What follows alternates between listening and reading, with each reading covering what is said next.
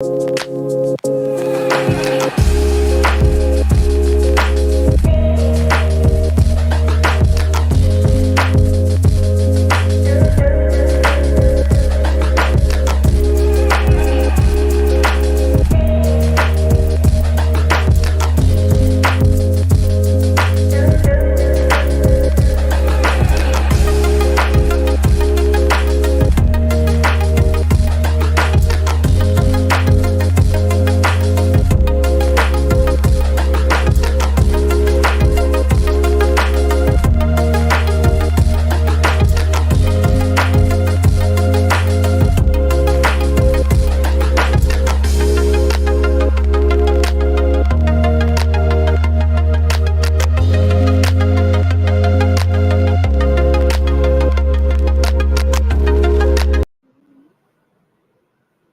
everyone, how are you? Let me know if you can hear me, if you can see me. I'm always trying to check on that because y'all know I mute myself. Thank you for bearing with us. I was running late. I've been doing a lot of stuff in upstate New York, and so I'm back in my apartment, so I'm doing well. And Cowboy, y'all know it's a lot of traffic in Jersey, so we had to push back a little bit. But thank you so much for everybody who stuck with us. We can hear and see you. Thank you, Obi Rose. Show the puppy. Okay. The puppy, he might make an appearance. I'm hoping he goes to sleep. He's doing a lot right now. But let me take a shout out to everybody in chat. I saw Sonny earlier. Son OG, how are you? What up, Son OG? Thank you again so much for the donation you did during N7 Streams fundraiser. What's up, Rouster? What's up, Tony? Cammy, I see you. Lo-Fi Monk.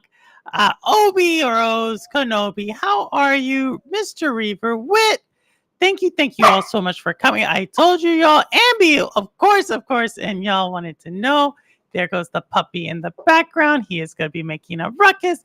But as you can see, this is actually a really cool episode. I'm looking for feedback, so don't, please send it as you see. So we're going to try something different. We've interviewed roughly, even though it's Shades of Purple episode 60, we've roughly interviewed 50 people, content creators, game creators, and all sorts. And we're still going to interview more as as we continue to develop.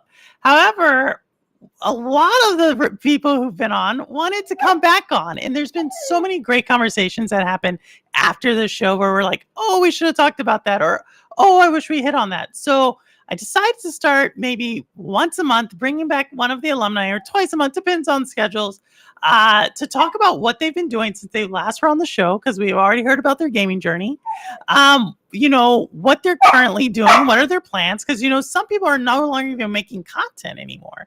And so just seeing where they've been, what they thought about certain news events, just getting more about it. And so obviously Cowboy was the first person to be on Shades of Purple. So why not start off this whole reunion with him? And also towards the end, depending on time, we'll throw a link in there. And if you wanted to ask them a question, especially Cowboy pisses everybody off half the time, makes you laugh half the time, but no one cannot doubt he is entertaining. Well, you can jump in and ask him a question, on the show, and put him on the spot like that. So without further ado, I want to bring out none other than the Cowboy. What's up, Cowboy? How are you? Hey, Purple, I told you when I'm on your show, I'm the Cake King, baby. And today is my day because the Cowboy, King of Entertainment, Cake King, baby, is back. Let's go. Oh, my gosh. This is Purple Haze and the Cowboy. Go to bed. Tell your mom you can't be up late. This might as well be like watching HBO back in the day. A little bit of Skinamax, but we're going to get it going. So, guys, I am excited. Hey, Purple, you used to watch. Don't lie to me. You used to watch Skinamax. All right, listen, all right. Also, Purple, you're looking good. You ain't have to get dolled up for the Cake King. But you know what? It's all good. So, well, where do I start? Should I take a seat? Should I stand up the whole time? First of all, let me get these belts off. I've been whooping so many people, whether it's Crazy Louie, whether it's my son in wrestling, and he's always crying. So, guys, I walk around with championships because that's what I do. But I want you guys to know, getting back to my old cowboy self, it's time. All right, well, all right, there we go. Anyway, oh yeah, you know what? Y'all couldn't even see that. All right, cool. I ain't do nothing. So, Purple, you dragged me out here for what? Dragged you. Huh? I dragged you out here because this is the first Shades of Purple alumni episode. So I wanted to bring back, Let's go. We talked about that, and I wanted to bring you back out and see what you've been up to since we last talked to you. Remind people some things that you said before, what you said in some of your other shows, and also if people want to ask you a question or if they want to, put you on the spot, give them the opportunity to ask you on the show. Listen, I want you guys, all right? We want Purple's very first alumni episode to be nothing less than entertaining. Please put me on the spot. I mean, I want you to ask me about when my grandma died in 2015. I want you to ask me about the very first time I cheated on my... No. Guys, I want you to ask me whatever you want. Don't do that.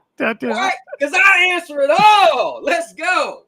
So with that being said, I hope you guys grab a seat. I'm going to grab a seat. Let's get a little more professional because, Purple is super professional. I didn't bring the tie or nothing. You should tuck in my chain? Like, what should I do, Purple? You're doing well, but Cowboy, some of them are saying your camera's a little blurry. Do you know is it something on our side? Look at that. My camera is blurry. All right, hold on. Maybe in the settings. Maybe it's in the settings. Let me just refresh it. Here, let's do that. Let's just hit refresh. Bam. And hit reload. He's got to be back, y'all. So yeah, let's see if this works a little bit better. See if this works. A little bit. It's a little better. That's a little better. I think it's better. What's up, Jerry, man? Cowboy, can you hear us? Well, let's just hope it gets better. Let me see something. Cowboy, can you hear? Yeah, I can hear you. Could you hear me? Yeah, you look better. You're good. All right, cool. Let me do this though. It's not an echo, is it? I'm gonna put in my my headphones if that's a problem. All right, we cool then. Because I was gonna use my trusty Stadia controller. I plug this in. I use it as my microphone for me to hear. But anyway, all right. So Purple, let's go. What we doing here? Well, we're talking about, a little bit of refresher from last time, right? So last time, Cowboy, y'all can go check it out. Episode number 1. Cowboy talked about his gaming journey like we all do, got us off to a great start. And one of the things that, big, we're going to have to hit on it thing. When you came on the show, you were the Stadia Cowboy. This was before your move, before your pivot, before your divorce with the community. Then we had, PlayStation Cowboy. Then we had, I'm going to hate on Stadia all day. Stadia, then, yes, you. Then you went, and Stadia died because of your efforts. No, I'm joking, Cowboy. So, for people who don't know, Cowboy was one of the OG people really representing Stadia. And when we first brought him on, like March, February of last year, you were in the Stadia. You were having some doubts at that time, right? You've told us before that you started having some doubts. And then you decide, Remy started having some doubts. Even Remy says it. He's had some doubts. Right? He's right there. Remy says he had some doubts. So he was actually trying to cry. But talk to us a little bit about this time frame. What was going through your mind? Why were you having doubts? Why did you pivot to where you pivoted to? Just take us back to like spring of last year through summer of last year. So I'm gonna take it a little further, but guys, it's gonna get good. Got shoes off, and you guys know what I like to do. I'm gonna take my socks off. So I'm gonna take the socks off, get a little comfortable, And we're just gonna go back. But we're gonna go back, if we're doing that purple, we gotta go back a little past spring. So we're gonna go back to February. And February 2022, the Business Insider article came out. And that was the first time I had doubt in Stadia, right? So And what did the article say? What did the article say? The article said that secretly Google is planning on not bringing out any more AAA titles. They're gonna kind of do a freeze on AAA titles. And I'm not gonna lie to you, I'm a AAA whore. That's just been me. I like the big explosions and everything, right? Got nothing against indies, but AAA, that's me, right? So when that article came out, I'll never forget it. I took a lunch break early and I went live. So if you guys go on my channel, it's there, right? It's February something. I remember Ace jumped on, Chariot Man jumped on, and I'm in my car. And I said, listen, man, I love Stadia to death. But if they're gonna say we done with AAA games, I said, I'm out. And that's when Ace was like, I'm telling you, it's gonna happen. I was like, but we gotta see what Stadia said. The next day it was cool. Stadia came out, said, listen, if you believe anything, believe that we still got games coming. They didn't say AAA, but they did say games coming. And that famous tagline, purple, they slapped at the end of it. What is it again? The proof is in the playing. They said the proof is in the playing. That's that. And when they said that, I said, you know what? That was good enough for me because they actually responded. So I made a video. I said, listen, I know y'all see my live. I was a little shooken up about this article, but I feel like that's good enough for me. Stadia responded. I'm cool. Faith is in them. And then over the next couple months, the following month, they didn't get WWE 2K 2022. I'm a huge wrestling fan. As you see, I walk out with these little belts.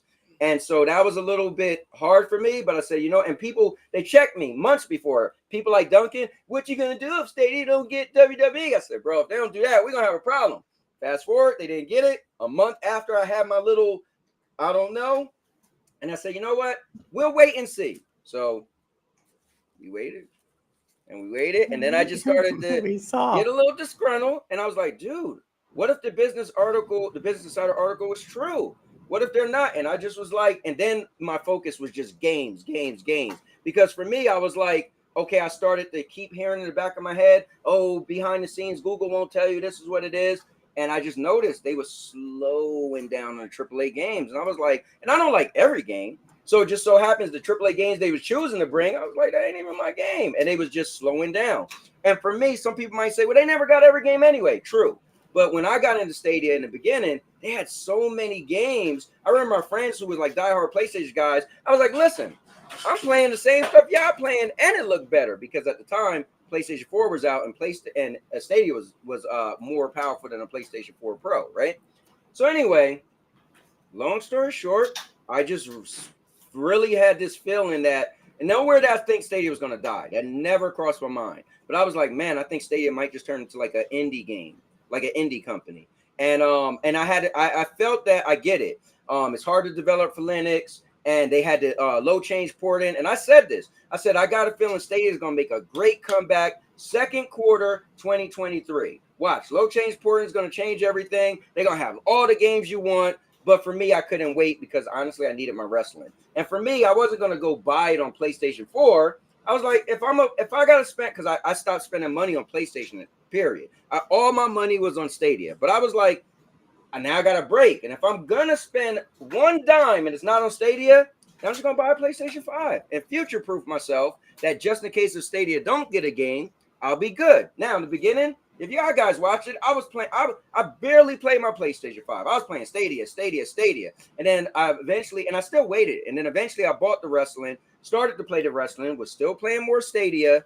And I don't know where the shift was. At some point, oh, you know what it was? My current favorite game was Marvel Avengers. I put, I don't know, 500 something hours on Stadia, but then it was on the PlayStation Premium subscription. And I was like, oh, I just want to see what it looked like on PlayStation 5. I don't know. I just think it probably looked the same. Who knows? And I'm not going to lie to you. Stadia has 10.7 teraflops. PlayStation 5 has 10.28, right? Not a big difference.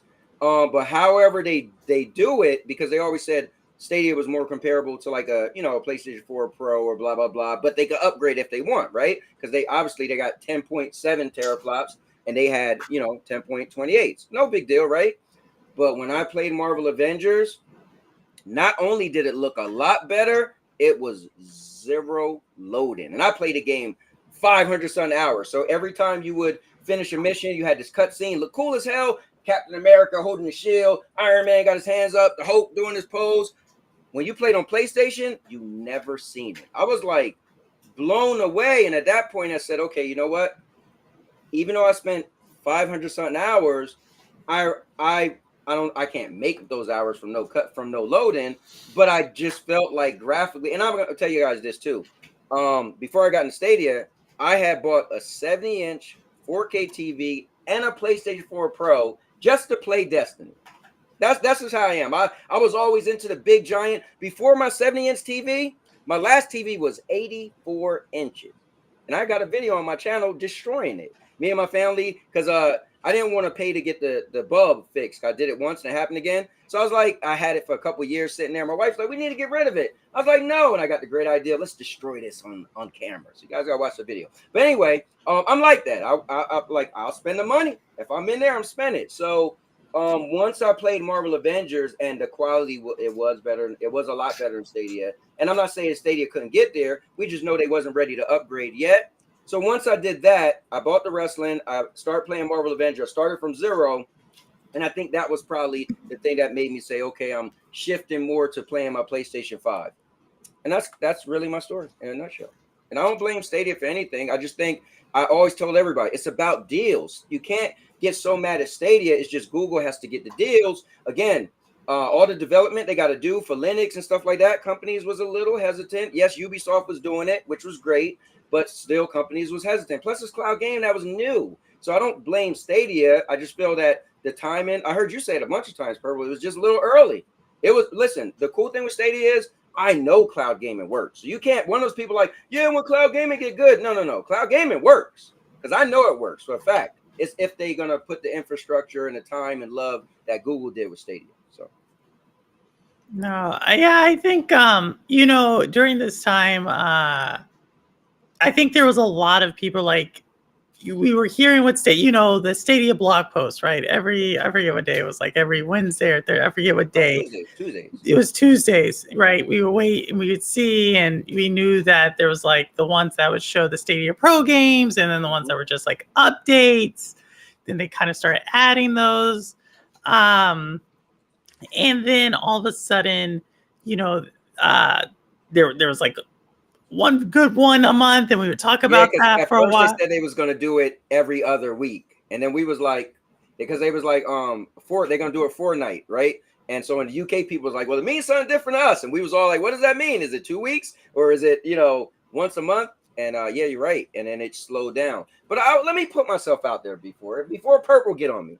All right, what I left out was I was a bit of an a-hole. I would put out videos. Oh, I'm mad at Stadia. They're not getting my games. I'm not going to act like I wasn't a disgruntled employee.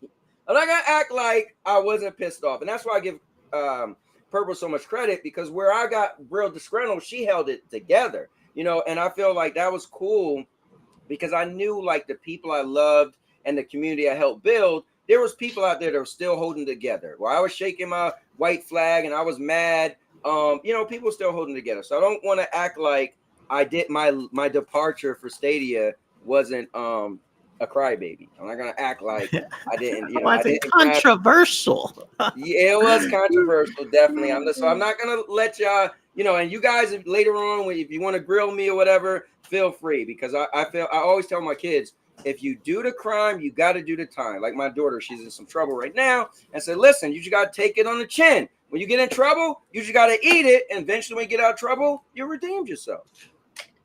No. And so, no, and I see you, Rune, welcome. I see you, James Holt. I think that's Holt's Steven's twin. Who else do we see? I see there's someone else I saw come in. But welcome all. FCAT, of course, Stadia hater in the house. Where's Ron? All we need is Ron. We need Ron. Ron. No, we need Amanor. So I think Ron is Amanor. I'm just saying. You think Amanor? that's what I think. We could be. And so going through this time, obviously you're pretty upset. And then you started taking pride in it. You're like, I unsubscribed to Stadia Pro, you know, and then eventually Stadia died, right? Stadia, we get the notification that Stadia is gonna die. Yeah. What did you feel like at this point? I never forget it. Yeah, I gave Stadia hell at the end, but I never thought they was gonna die, and I never forget it. I was busy at work. I jumped in on Rock show, and I was in the middle of when Rock found out. And Rock's like, "Hold on," and I'm like, "What are they talking about?" And I'm thinking, it's rumors. And somebody was like, "No, no, go check it out. I sent you the link." And Rock was like, "Wait," and Rock pulled it up, and I jumped right in, like, "What's up, guys?" And I'm talking my smack, and Rock looked real serious, and I'll never forget it. Sitting at my job, and he read it, and he was like, "Yeah, Stadia's going to wind down. They're going to close January 18th." And I was like, and I never forget it. And as much as I gave Stadia hell, man, I love Stadia. Man, I think I love Stadia more than a lot of people who was mad at me. And I got up for my job, and the girls at my job, they always knew I talked about the Stadia thing. It was like, "You all right?" And I said, "No, the Stadia thing is closing." They was like, "That thing you used to talk about?" I was like, "Yeah." And I got up and I went to the hallway and I called my wife, and I was like, "Yo, Stadia's going to close." She's like, "What?" Now she's like, "You all right?" I was like, I mean, Stadia was closer to me than some of my family members. And I felt they was gonna make their comeback, a glorious comeback in second quarter the next year. And so it hit me hard. I was just like, and also it's like that. I'll tell a quick story. My grandfather, I was super close with him, and when he was passing away, I went and seen him. I'm one of these people. I'm either here or here. So I went and seen him every day when he was on hospice, right? And when he passed, and so we went to date, said, "Hey, you might want to come see him," right? So me, my brother, and my sister, we show up, right? And we see him, and he's looking bad, right? And they said this might be it. And I was like, "All right, cool," but he still was hanging in there. We left, and 10 minutes later, driving home, we're all in separate cars. They call and say, "Hey, he passed away. You might want to come back." So we come back, and I felt good. Right, I was there every day. My sister was crying like crazy. You know why? Mother effer, because you barely showed up. So when Stadia died, I was like, "Damn, bro, I was trashing Stadia too." I never got to see them make their Phoenix return. So Well, we it don't was a know. little. We don't know. May come back in a different form. That's what Yeah. Doc says. Oh yeah, maybe. But I mean, at the time, I was a little.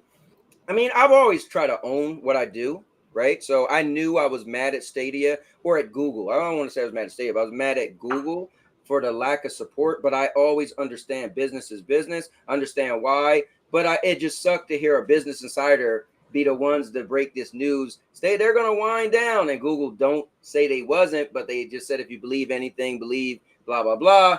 And so for me, I feel like, man, maybe they should just, I don't know. I mean, it's a career suicide. You don't be a business and you have like the best soda on the market, and then you find out you can't continue. The deal for the soda is going to run out. You don't say, "Just so you know, this ain't." No, that's career suicide. You play it off until it wind down. So I If get I that. don't, if I don't remember anything from this, I'll remember that you compared Stadia to a soda. And I was making this analogy. I make the analogy. No, I I try to know, make I the know. analogy. And I wasn't comparing Stadia to soda. I was comparing Stadia's AAA games to a soda. To a soda. But I know, I but hear yeah, you. so I mean, when I found out it was dying, it sucked for me because I was mad at it, mad at the company behind it. And so I was like, damn, man, I was really like, I was making my little rant videos and whatnot. And I was like, oh man, it sucks. But I felt for me, when some people didn't want to play it at all, I had my moments. I was like, I don't know what I do. And then it was cool for me. I did my 31 days of Stadia, and I played Stadia You every did. single day for 31 days straight until the last day. And that felt good for me. I had a bunch of people on the last day showed up. And I feel like it was a beautiful story, right? I got to see cloud gaming is something different, because years ago when Mr. Herberall always say like on live and all that, we was doing this 10 years ago. Well, guess what? 10 years ago, I guess I was not paying attention. And when PlayStation Now came out, that was only for people who wanted to play the older games, which I played and beat all the older games. So it was no point, right? So at the end of the day, Stadia, I know it exists. So No, it is definitely exists. And yes, Jinx, free Remy, he's right here. I told you he was gonna wake up. He is gonna wake up eventually. And he sleeps all day, y'all. And then it's like for this stream, he's like, you will hear me. So Remy, let's do it, Remy. He's right here. He's looking at me. He's giving me the stare here. But he'll tire himself out in about 20 minutes. You know you're tired. But no, I think it definitely it hurt. You know, we were all there. You wrote it out. 30 days. We gave it all. We all gave it Stadia our little our thing. But during this time frame, right? A lot of people would say you timed it kind of really well, coincidentally, right? So you start going to PlayStation, you know, but you're not really. I wouldn't say you're really like you don't. I wouldn't say you're a PlayStation cowboy, right? You kind of like have stepped back from that idea of console. Talk to us a little bit about that. So you know what's really cool? If anything, the most beautiful thing Stadia did is it set me free. I'm not gonna lie to you. I'm one of those people. I'm either here or I'm there. I pick a side, and I put so when I was a Stadia guy, I'm going to war, right? That's me. That's been me my whole life. I like something. Listen, one of the games you really got into, even though you complained playing the whole game, which is Lara Croft. Do you know when Resident Evil came out and Tomb Raider came out, I picked the side? I'm gonna tell you this. I never seen none of the Tomb Raider movies. Like I'm that person. Once I say I like this, if you're the rival. So anyway, what's the beautiful thing with Stadia when it ended? What I realized was because I was like, okay, I love Stadia. I'm spending all my money on Stadia, but I have to get a PlayStation 5 so I can play WWE, right? And so what it taught me was we need to stop being so into the platform and the companies and just be into the games. And so that's when I came up with that whole thing. Don't play the games because you have interest in the platform. Play the platform because you have interest in the games. That was all because of the whole Stadia thing. It like set me free. And I try as hard as I can to don't get labeled as a fanboy, to don't be like, oh, PlayStation is better than the Xbox because no, man. Like, so I even just recently re-upped my Game Pass so I could play Exo Primal, even though I don't think it's that good of a game. So I waste my $17, but I'll play something else. But next month I'm gonna get Game Pass again so I could play the Texas Chainsaw Massacre. So Stadia, literally, that whole thing with Stadia, it like set me free as a gamer because I loved the console wars. I always had a flag for one side. Now I would flip flop. I would own everything, right? But I always had a specific side I had to take. And so Stadia, the Stadia thing freed me from that. So that was beautiful for me. No, I think you saw. I remember when you were having that. Don't play that guy. It was too long for me to remember. I just know it sums up with just like. I couldn't remember. I just remembered it. I was like, it was like a whole pair. I remember when you first made a video about it. It was like it took you forever to explain. I was like, just say play wherever you want to play. Yeah, why you gotta make this such a hard. You know me, Purple. I always gotta. I was like. Just like I don't put one foot down and one foot in. I just dive in. Oh my god! So you left that. How would you say your content? You go from all Stadia, right? You were very much Stadia.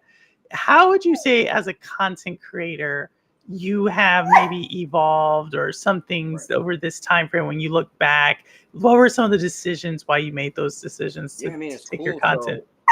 So I'm gonna break it down. So you guys remember, you see the shirt. My wife got me this shirt for Christmas 2 years ago. Now your mama knows that's my grandma right there. She passed away in 2015, as I said. Means so much to me. And the branding was something that I created a long time ago. It's kind of like a little funny thing, right? So if me and Purple was hanging out and Purple was like, listen, Stadia had those bangers. I'm like, no, the hell they didn't. And now your mama knows. And everybody be like, now your mama knows. It was a thing. So I used to have a blog and everything. I used to call myself the Black Jerry Springer of the internet. So it was wild and crazy. So something that stuck with me. And when I made my YouTube channel, that was a name. So I had that name for 12 years. And then King Thrash invited me to be a guest. And this was really cool. They raised money for mental health for children. And he invited me to go against him in Tekken. And so he said, yeah, I need you to do this, this, and this. And I said, cool, cool, cool. And they said, and you got to change the name of your channel. So I thought he was joking. I was like, yeah, I'm going to change it to I'm going to whoop you or something stupid. He's like, no, I'm dead serious. I was like, wait. He's like, no, bro, as a friend and a content creator, he's like, everybody be like, oh, the Cowboy dude. How can I find him? He'd be like, his channel is in now. I don't know. You just ain't going to find him. And I was like, what? So he was like, yeah. He was like, yo, you got to make it like two words. You know, he was like, I got King Thrash Gaming. He was like, make it simple. I was like, so I really thought about it. First I was like, nah, I'm not doing that. This is my grandma's on my logo. Like, what we look like? But I had to be real with myself, and I was like, man, you know what? I love marketing. I worked for a market research company for 20 years. I love trailers. I love branding, right? I love wrestling. Like if I say, no, you're rolling, shut your mouth, everybody be like, that's The Rock. You know, if I go, what? You're gonna say Stone Cold Kurt Angle. Like these are things people do to brand themselves. You hear me say epic all the time. I have my catchphrases. So I thought of it like, I guess I should change the channel. And because my issue was people will come to my channel and I called it everything channel, but they would be confused. Like, well, first of all, what is it now your mama knows? Second of all, we got him walking the dog. Then we got we got a gaming bit. Like, what's going on here? So it took me a bit to like realize, okay, if I want this to be a personality channel, right? Instead of just like king of content, you could get everything. And I went to king of content. That was the first thing I did. All right, I was calling myself the king of content, the master of vlog. You guys know all the stuff, but I said I need to simplify it so the somebody who don't know who I am stumble on my channel, they'll be able to look and be like, oh, I get it. This is about this guy with the cowboy hat, and this is all the stuff you do. Versus what the hell? So, then I was going with the king of content, and I actually got into a debate with Lion, and we all know Lion, and it was because of me and FCat. So FCat, you know me, I let everybody jump on. Well, FCat started to jump on a lot, and he would be like, "Hey, I got this topic." I'm like, "Bro, sure." And so it got to the point where I almost feel like he's a co-host. He's a co-host, but he is, right?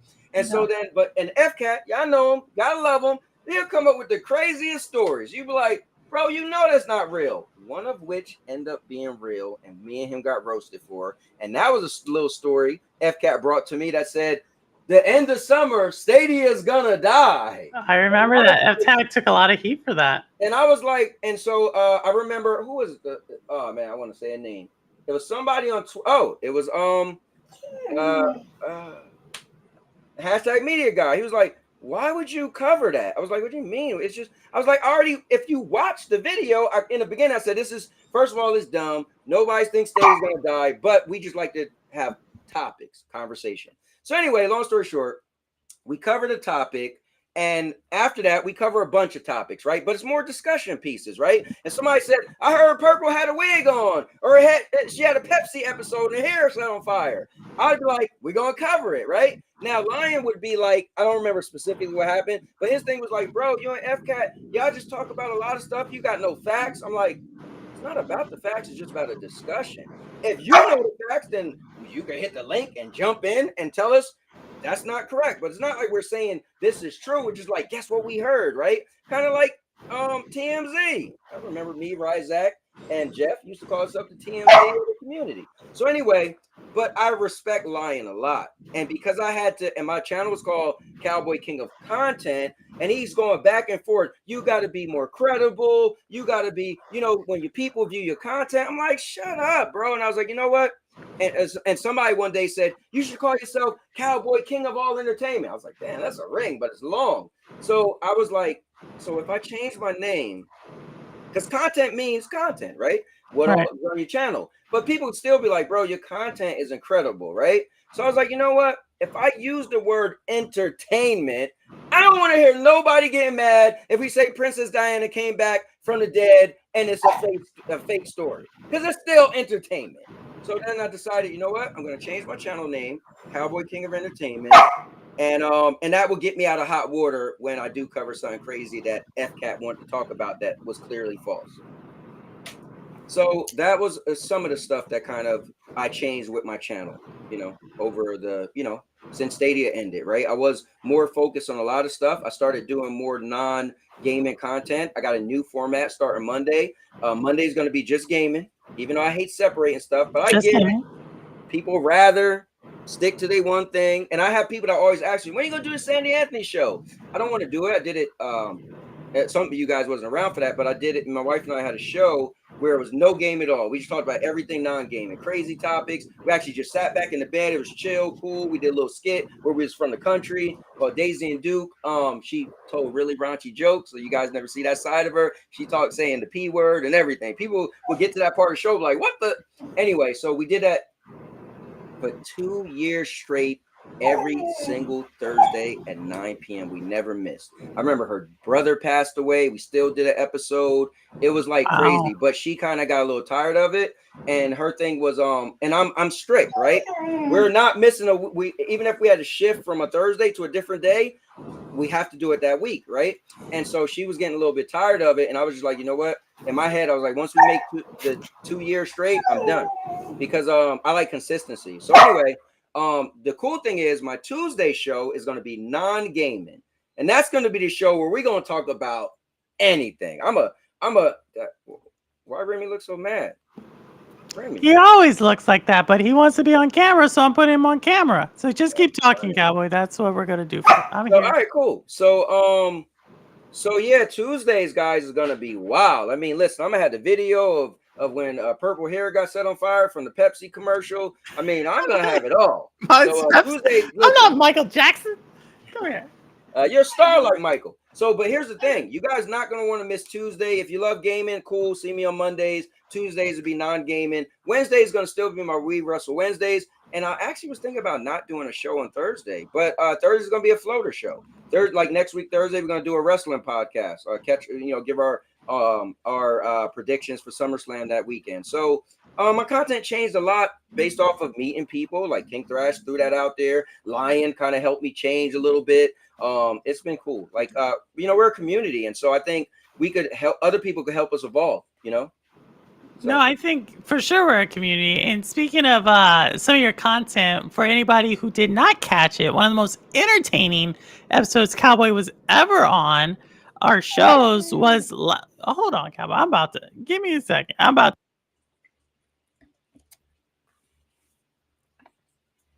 All right, so now I am taking over the Purple Haze show. So guys, let me move my shoes and my socks. Hold up before she come back. All right, cool. Well, don't worry. We'll see we'll see. It was one of those situations. We'll see what happens. Hey, Purple, you gotta get your household in order. Who running that thing? You or Remy? A lot of people would say Remy. But one of the things, what I was saying is one of the most entertaining episodes Cowboy I've ever been on, and I'm going to link it in the chat or link it in the description if y'all did not know, is Cowboy was on Xbox International's channel yesterday. Hilarious episode if y'all want to go check it out. And shout out to everybody who was there. I think I saw a few people in chat go over there. And it was actually like Cowboy in his element. There was promo reels to it. There was a lot of stuff going on. And shout out to Crazy Louie, Sour Blow, Silent Cypher, and Plume. Shout out to you. It only happened because of you. They only knew who I was because of you. You was a guest, and I watched the show and I comment, and then the guy reached out to me. It started because of you. So shout out to Purple Haze. Still the GOAT. Yeah, we'll see. But no, it was really great episode for everybody. It was hilarious because as I said, I was out. My mom was in town yesterday. Tell you, serious stuff's going on.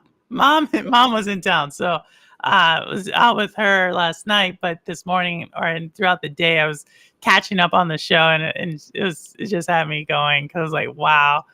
Super for anybody who likes Cowboy, it just wants to be entertained. It's a great episode. Yeah, it was cool.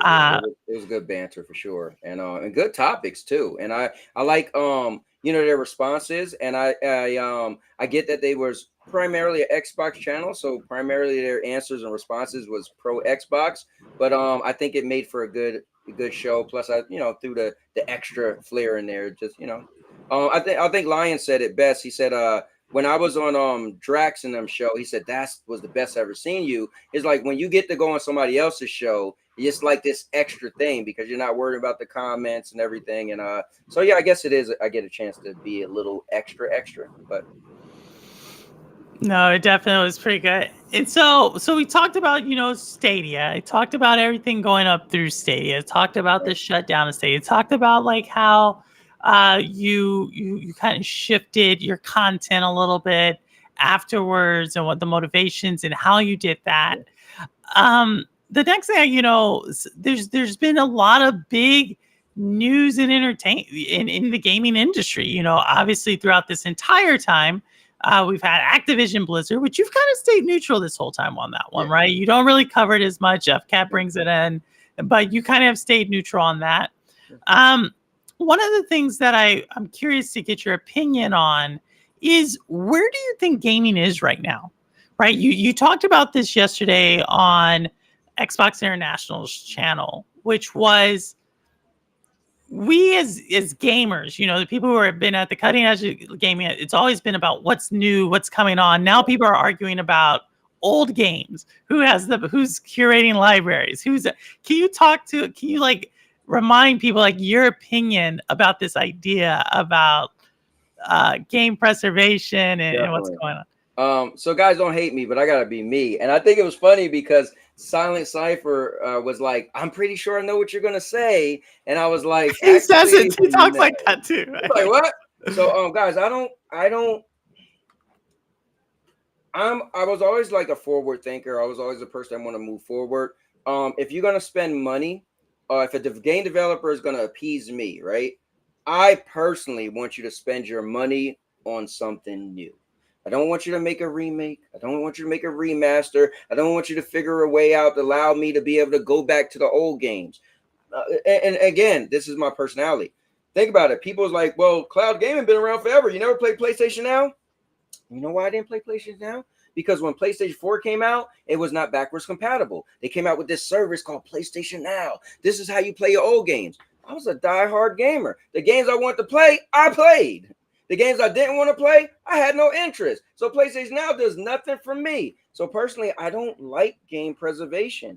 I think, and I personally believe, if you did some research and you see all the people who say, and I think there's two things I was saying yesterday. All the people who say, I want to play old games, okay, cool. I'm not going to say you don't. But go back and find out how long they was playing those old games. And I guarantee you, it might be a month tops. And you might have a few people that, man, it's my old game, I'm going to keep playing it. But trust me, in market research, those numbers are low. And you don't spend a lot of money on that. Why do you think Sony's been holding out? Because their PlayStation 3 had this amazing cell processor that could guide missiles and all this crazy stuff. So it's so hard for them to emulate those games on a PlayStation 5 because it doesn't have the same architecture. Sony doesn't want to spend that money because they know that many people don't play the old games. Y'all gonna go on and on. Yes, we do. Look at the PlayStation Now numbers and tell me how amazing they was. So personally, remakes are cool, remasters are cool, but just give me something new. Like all these Resident Evils, my favorite game franchise, cool. But I could have just kept that. Oh man, that was amazing. Now I know some people in chat can be like, "Well, what if I never played the old Resident Evil and I'd rather play the remake?" No, if you like old games, then go play the old one, and then you'll be like, "Damn, this game look old as hell." I'm a stick through it and beat it, but I can't wait for them to make a new one. So that's my take on it. I don't care about the old games. You know why? They had this, right? If you're into old games, become a collector. Call yourself a collector. Be like, I'm going around and get these old games and I'm never gonna let go of them. But we don't need to spend thousands and millions of dollars to give you a way to go back in the past. So you could play them for 2 weeks and be like, my favorite game in the world is called Prototype. I remember they remastered it. It was a PlayStation 3 game, Xbox 360 game. They remastered for the PlayStation 4. I was like, oh my God, I think it was like $39.99, right? I bought it. You got part one, part two. I'm going to tell you, if I played that more than a half an hour, I'll be lying. It's my favorite game, but I was like, I mean, it's still old. I got my enjoyment. I played it. I had fun back then. The nostalgia wore off quick. Now, I'm not saying everybody's going to be me, but I bet you if you do a survey, a lot of people are going to be like, yeah, I want my old games. And if you do a survey after, but how long was you playing this old game? Like right now, everybody's like, Xbox brought back Call of Duty. Well, guess what? They're smart. They brought back one of the old Call of Duties because the ABK deal is the champion of Xbox. Brilliant, right? Everybody's playing it. We'll see in a month. No, this was the best Call of Duty, Cowboy. Why do you think I'm playing again? We'll see in a month. That's all. We're gonna see what those numbers are in a month. Why? Because you're gonna play these new games that come out. All right, I'm sorry. I get heated when it comes to. No, I thought. And speaking of Crazy Louie is in the chat. Xbox International 2 Sync Cowboy hat is what he said.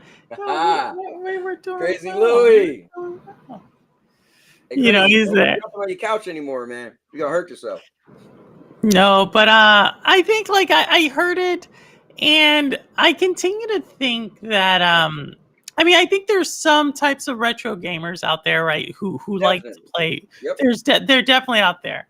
Yep. I think for me, I don't know. There's certain games I like to play over and over again, like Little Nightmares. I play that probably like once a month to try to like speed through a game, one a or part two? level. Probably part 2. I like 2 more than 1. Me too. I like 2 more than 1. But yeah, but either or, right? I'm always trying to like do something there just because I like it. It's like a puzzle, like I like to do. Yeah. But like an entire game, you know, even Breath of, like I love Zelda, right? So even like I've done Breath of the Wild, like I'll go in there to explore the world, but it's like usually I'm not playing it. It's like something I'm trying to test out or I'm trying to look at. And it's so you brought this up yesterday, and I thought it was an interesting point. Not saying I fully agree with it, but I thought it was interesting how you brought up that for the longest it was like, what's the new game? Pushing that. Now the game companies don't have that. You kind of made this. You kind of alluded to the fact that that they can't talk about that because they don't have the new games coming out, so they have to talk about this and this. It's kind of interesting how, in your opinion, the console wars have went about being what's front line here to. Yep, they literally went to, well, Xbox plays old games better. Xbox, you could just put an old disc in and it plays. I'm like, I remember when I was in the Stadia, so we didn't have that problem in Stadia because Stadia, you get what you get, right? You just go online, go on your phone, whatever. Bam, there we go, baby. We didn't have to have that argument. And I was watching like the Xbox PlayStation guys, and I was like confused because I didn't join in that generation. And I'm like, are they arguing about old games? Because this was the first generation where gamers was really arguing about old games, who play them better. And I was like, wow, y'all really got no games to play. Y'all talk about people on Stadia, but listen, when people like, you play Fast and the Furious, that look like a little kid's game. You're like, hey, bro, that's all I got. So I'm gonna rock that thing out. You know, but y'all supposed to be the big new consoles, and y'all talking about old games. Anyway, and Purple, what I noticed is you said Little Nightmare, ain't that old, and you mentioned Zelda, which ain't old at all. But guess what? You ain't mentioned no game from 1985. You ain't mentioned nothing from 2004. That's what I'm talking about. Oh, I loved the original Alan Wake. When they gonna bring back Duke Nukem? Or people just kill me with this super old. I don't know. Anyway. No, I hear you. No, that's why I thought it was interesting. The comment you said you were making that, and then a lot of people, obviously pushed back on it. And like I said, I just hadn't thought of it like the way you explained it. So I thought it was interesting, right? That's the thing, because if we think about it, let's think about some of the strongest criticism Stadia had, right? They were still getting games. Right, they were in one of the things those are old games, right? I think we would have. You're like, that's an old game. That's an old game. Right. Now it seems like that is what certain people are arguing for. They're arguing over old games. But you were talking about Stadia had old games. See, I'm consistent. These console guys, man, they just need anything to fight about. It's wild. No, yeah. So I just thought it was like a very fascinating like. idea to me to hear that. Yeah, and then obviously we got JD here, who is more than willing to wear the Sony PlayStation Cowboy hat. He's roughing it up there, bringing the PlayStation flair. So no, I just so y'all, if you want to hear that take from Cowboy, definitely go on it and listen to it. Where but if we think about gaming right now, what are you excited about coming up? What do you Okay. really want to? Where do you think we're in a lull? Do you think there's exciting stuff playing? Do you are like you as a gamer? Have you kind of dropped off some of your gaming? How would you say where we are today? I think when those guys when the new generation started, it wasn't looking good. It was like, damn, there's not that many games, right? And so they started this narrative of talking about old games. I think standing here today, we've got some good games, right? We've got a bunch of good games and we got more good games on the way. And I think like for me, I'm a third person guy, right? So like I said, Atlas Fallen looks dope, right? I'm excited for that. I'm excited for the Transformers game that's coming out eventually, right? Can't wait to see more. I'm excited for Mortal Kombat. We just got Street Fighter, which I don't really care too much about, but still, right? So I feel like, me personally, I think gaming is in a good spot. I don't feel like some people, and is there even some people like Obi Rose would say it's too much, right? So too much has never been a bad thing. Well, I guess too much could be a bad thing, but as far as gaming, that's not a bad thing, right? So when we throw stuff out there like, oh, it's too many games to choose from, that's a good thing in gaming. Choice is a great thing in gaming. So for me, I don't have any negatives with gaming right now. I think gaming is where it should be. I think PlayStation is doing what they're supposed to be doing. I think Xbox is doing what they're supposed to be doing. And I think they're giving gamers a choice between both, right? Xbox is going with this whole subscription thing. And I think Nintendo is killing it. They're doing what they should do, as they always do. Even the cloud gaming, like it's cool to watch new buzz, like, oh, Shadow PC is doing something new as of today. I just heard about this Ant Stream thing from last night. I heard Rock mention it, but it just literally, I just had no connection to it. Besides, I feel like he's saying Ant. Is he calling my name? And then last night they mentioned it's an arcade thing. I was like, oh, that's kind of cool, right? So I think gaming is good. Me personally, I'm satisfied, and I think if you're not satisfied, then start playing more than just one box, because that's maybe why you're not satisfied. I actually say this all the time. I don't think my favorite games are actually not the first party games, Mhm. right? Like and so for me, I've been like, it just came out on Tuesday, but I've probably put in 6 to 7 hours. Considering I didn't play yesterday, it's a lot. But Remnant 2, I am really into that, and like I said, I like the third person type of shooter puzzle. It's not a puzzle, but it's like a shooter and some story to it. And now that has gotten me excited about Armored Core 6. Yeah, I'm getting excited Right, about that now. Yeah. right. I just So posted the new trailer in my Discord. But you know what's cool is when people get to know people. I was watching Rock's show and somebody in the chat, I don't remember who it was, Rock was talking about Remnant, and somebody was like, oh, I bet Purple will like that. And I thought that was really cool because I already heard you say you were getting it. But that was cool that Remnant somebody 2. was like, oh, I bet Purple was like it. So it's cool how we like a community. We learn certain people like what they like and stuff like that. But yeah, I think the game is good. Yeah, you just mentioned Armor Core. Armor Core looks cool. I'm looking into it. I mean, if you guys see my GameFly list, I got a bunch of games that's coming out that I'm like, I want to try that. I want to try that. I want to try that. And then I got certain stuff where I have to buy, like Mortal Kombat is already paid for. So I like where gaming is. Yeah, and shout out to, we have some more of the Xbox International, your crew from yesterday, Cowboy. We have Sour Blow. Sour Blow, we got a huge shout out to you earlier, and Silent Cipher for making that such an amazing, entertaining show yesterday. Those So guys are super epic.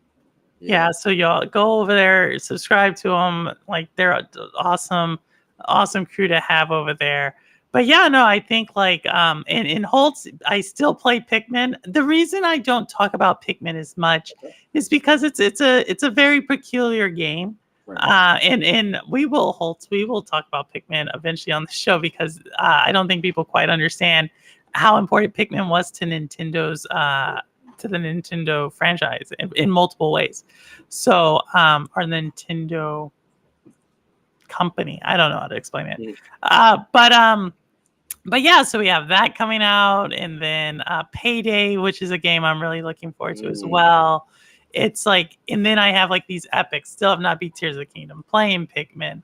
I want to play Cyberpunk. Like I just want to play. You know, I want this whole idea. So I agree. I think gaming is in. It's in the play. I think you frame that the best I've heard, which is it's where it should be. You know, obviously there's always going to be controversy, but that's business and that's entertainment industry. But as far as my needs and stuff, and I'm not going to say like my opinion's superior to anybody else, but for me, I'm not like, if anything, I'm with you, Obi. Uh, there's too many coming out like every month, and before I know it, it's like I have a backlog of 2 to 3 games, and then you have this big one about to come out. You know, so we'll see. I agree on that one. Listen, I'm just gonna tell you this. Y'all gotta start renting games. I know games can be expensive. Sometimes when people feel like it's too much, listen, you could just rent the game that you like. That game looks cool. I'm not sure if I want to buy it, but I want to play it. See, look, Remy's like, oh, he got the GameFly up. So you guys rent GameFly, right? Rent a game on GameFly. See, Remy, you see that? And then you just say, you know what? It was cool. I got to play it, beat it, or I didn't like it, and send it back. Then you won't feel like it's so many games. I guess it is. Are you paying full price or discounts? Yeah. Oh, King Thrash came in. King Thrash, you got to mention earlier. You know, he's here. King Thrash Gaming, helping Cowboy on his pivot in his channel. You know, so for sure. But yeah, I think when I think about just gaming now, game flying, I don't know if I'm gonna do that, but yeah, I've been doing it since 2008. No, if it's how you game. I continue to say that. You know, that's why I say that whole thing. It doesn't matter how you game. Yeah. You know, it's because some people like Game Pass, right? Some people like GFN. Some people want the console. You know, TK9 likes physical. You know, I think it doesn't really matter. However it is, however you can do, and the fact that we have options, to me, is that's kind of the W for me. So, yeah. So, Cowboy, you know, we're gonna bring some people. Anybody, we're gonna. So, if y'all did not know, this is the first Shades of Purple where we're bringing an alumni on. We were going with Cowboy, the first Shades of Purple guest, and we're gonna probably do this once or twice a month. Still bringing on new content or new guests. Always, I will still always do my Purple with community, but just kind of changing up the kind of the content on the Thursdays, you know, because a lot of people had said they want to come back on, and I more than want to bring people back on because we had so many great conversations after so many shows, and just trying to capture that. But with that said, you know, we've talked about. Go ahead, Cowboy. Is there one more thing you want me to mention? I went through something pretty big in my life this year. Surgery. Oh my God. Go with it. Let's talk about it, and then I'll start getting the link ready here. So yeah, guys, I'll let you know that December 4th, 2022, I went to a brand new gym, and this guy said, hey, I could give you a workout assessment. I said, bro, I don't need it. I've been working out since I was 14. But me and him been talking back and forth because the gym was supposed to open in June and it got snagged all the way to December. So I said, cool, I'll do it if it helps you out, make the gym look good. And he was very pushy. And I told him I haven't worked out in 6 months because I was waiting for that gym to open. And long story short, I got injured and I brushed it off, thought, okay, it hurts really bad. I won't work out for 6 weeks, right? 6 weeks later, I was like, I feel kind of good. And I just felt like I was trying to make up for lost time because I lost 6 months, then 6 weeks. And long story short, I just pushed a little bit and I had more pain. And long story short, I'll skip a bunch of the story. But yeah, I had tore my rotator cuff. My supraspinatus had 3 tears in it. And I had to get surgery. So that was May 31st. I just went back to work July 5th. And I just went to physical therapy today. So I've been having physical therapy while I was out of work 3 days a week. Now I'm down to 2 days a week. And I'm doing good. They said I'm the fastest person they ever had. Who would have thought, right? And the doctor was like, it's going to take 6 months for you to, get back to normal. I told him 4. So when I was at my 1 week appointment after surgery, he said, listen, man, you got to come back in a month. I'll be shocked if you could do this. Well, so I went back. I said, I remember you said I'd be shocked if I could do this. I said, I was doing that in my second week. It's like, what you could do? And I was like going like this. Well, today, this is the Cowboy, king of Look at entertainment. So that. Look. yeah. So I still can't put my arm too far behind my back. So I got issue with that. If I actually grab something, I'm about 2 inches off. This is perfect though.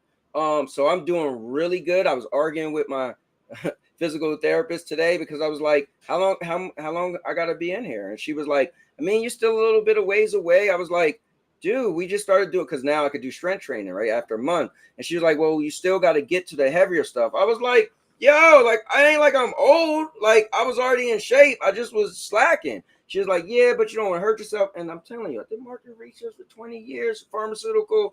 You I always know mention some, this. You always mention this. some of that is to research drag it out role. to make more money. I'm telling you, Purple. I can talk about this now. I've One day done we have this to talk. market research 20 Listen, years. one day we have to talk. I used to when I was working here. You couldn't say nothing, right? But I don't work there no more. I left back in 2019, so I can say all I want. But I'm telling you for a fact, some doctors, a fact, are making extra money and they don't need to. So all I'm saying is, What? Say it ain't so. Someone making extra money and they're well, you not. know what it They is? don't need to. So a lot of What people the say heck? that. A lot of people say that, but I actually have legit information. So that's what's cool in my case. Like you can watch. Oh, so do I. I overspend every damn time I go to the doctor. I don't need 20 years of market research to But figure I've no. You go like everybody else go, and you're like, okay, that's what the doctor said. I was privy to have doctors tell me that, oh, that's what we doing. I'm like, did they just say that? Like, yo, they wildin'. I got to hear a lot. But anyway, oh my god, we do it. I'm just giving you a hard time, Cowboy. They made him feel special, y'all. We're overcharging, really. I'm messing with you, but we do have a guest here who wants to come talk to you, Cowboy. So, listen, it's not Obi Rose, all right? Don't let it be that. No, it's not Obi Rose, right, but it's someone can go toe to toe just with the best of them, with none other. JD, what's up? What's up? What's up? JD, and I can't hear him. What's up? Can you hear me? Yeah. Let's turn his stuff up. Let's see. There we go. JD, can you say something? Yep. Yep. 1, 2. All right. Cool. Let me throw this in because this thing is a lot louder than my speakers. Right.